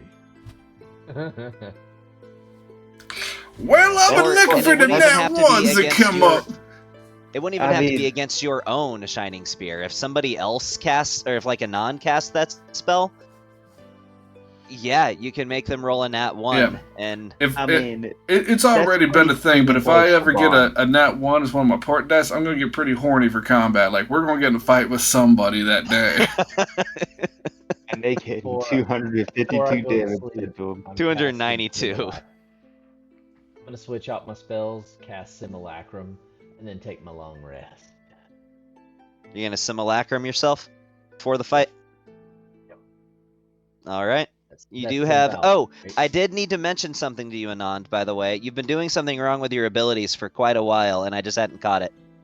What Um, did I do wrong? Anytime you use your thing that makes it where you can just like auto succeed on stuff, that takes your reaction to do that. Yeah, I know. I've always done the reaction. No, because there's been plenty of times where you've done it multiple times in a round. No, I haven't. And there's been Always plenty of do it times once. where you've done that and then also counterspelled later on in the round. I've always treated it as a reaction. If I did that was unintentional. Like I've known it's a reaction. Oh, okay. Well, just making sure you knew that. Yeah, no, because it's just like the other. It's like there's an ability that comes with the Chronergy wizards. Prior to that, it's just that on steroids, and that's always taken a reaction. Okay. Good roll too. The average damage of that is 40 times 5.5. The average damage is 220 damage. Of course, Sean, in his infinite luck, would roll 252 Hey, on something with an average I of had some 220. bad rolls tonight, except for the one that mattered where I rolled at 20. That's true, but you... I'm not sure who it is between you and Nick, but you guys need to determine who has the luckiest rolls, because it's definitely one of you two guys. Just matters Yeah. on who's got that clutch moment the most. Me and Nick, we both just come through when the time is called upon us and the group needs us. That's when we know how to roll. The amount of times that you've needed a nat 20 and gotten a nat 20 exactly when you needed it is uncanny. I mean, Yeah. you know, what better time to roll than when you need it? That's how we do. Yep, that's right. So I'm looking forward to it. Again, I reiterate, I'm gonna be Sure. throwing some hard fights at you guys. If you Yeah. ever feel like you're out of your depth, don't just get a hard on for it. No, we make our last stand here, because if you do, you might die. So all I can Hey, say, Guys, Any we had advice I 3 can give months you? to get an exit strategy. Like, who made a safe house during their downtime for us to dip out? I made a fortress for us at the battleground, but, you know, I It's didn't not make a... like we don't have a tree we can go to that nobody can get into. It is sentient. It has its own guard, its own protection. Or you could It just has- open a door to the far realm and say, "F it all." Yeah. just open the door and just That would be great. tentacles coming through. I cast suggestion and make them go through that to the far realm, and then we just close the door. No, I got rid of suggestion. Damn it, there goes the plan. Guys, we're gonna come up with something else. You know, Hey. I feel like I'm gonna end up regretting that portal to the far realm item at some point. You're gonna force somebody in the far realm at some point. Oh, I didn't think about that. I guess I could dominate them and then open up the portal and send them to the far realm, and they can never come back. You I could use just wish to summon Vecna. Oh God. Great. Hey Gavin. What's up? So with the 2 weeks, 1 You can month, probably kill the 6 recording, by month- the way, Sean, if you haven't already. 6 I'll do months that and now. 1 year.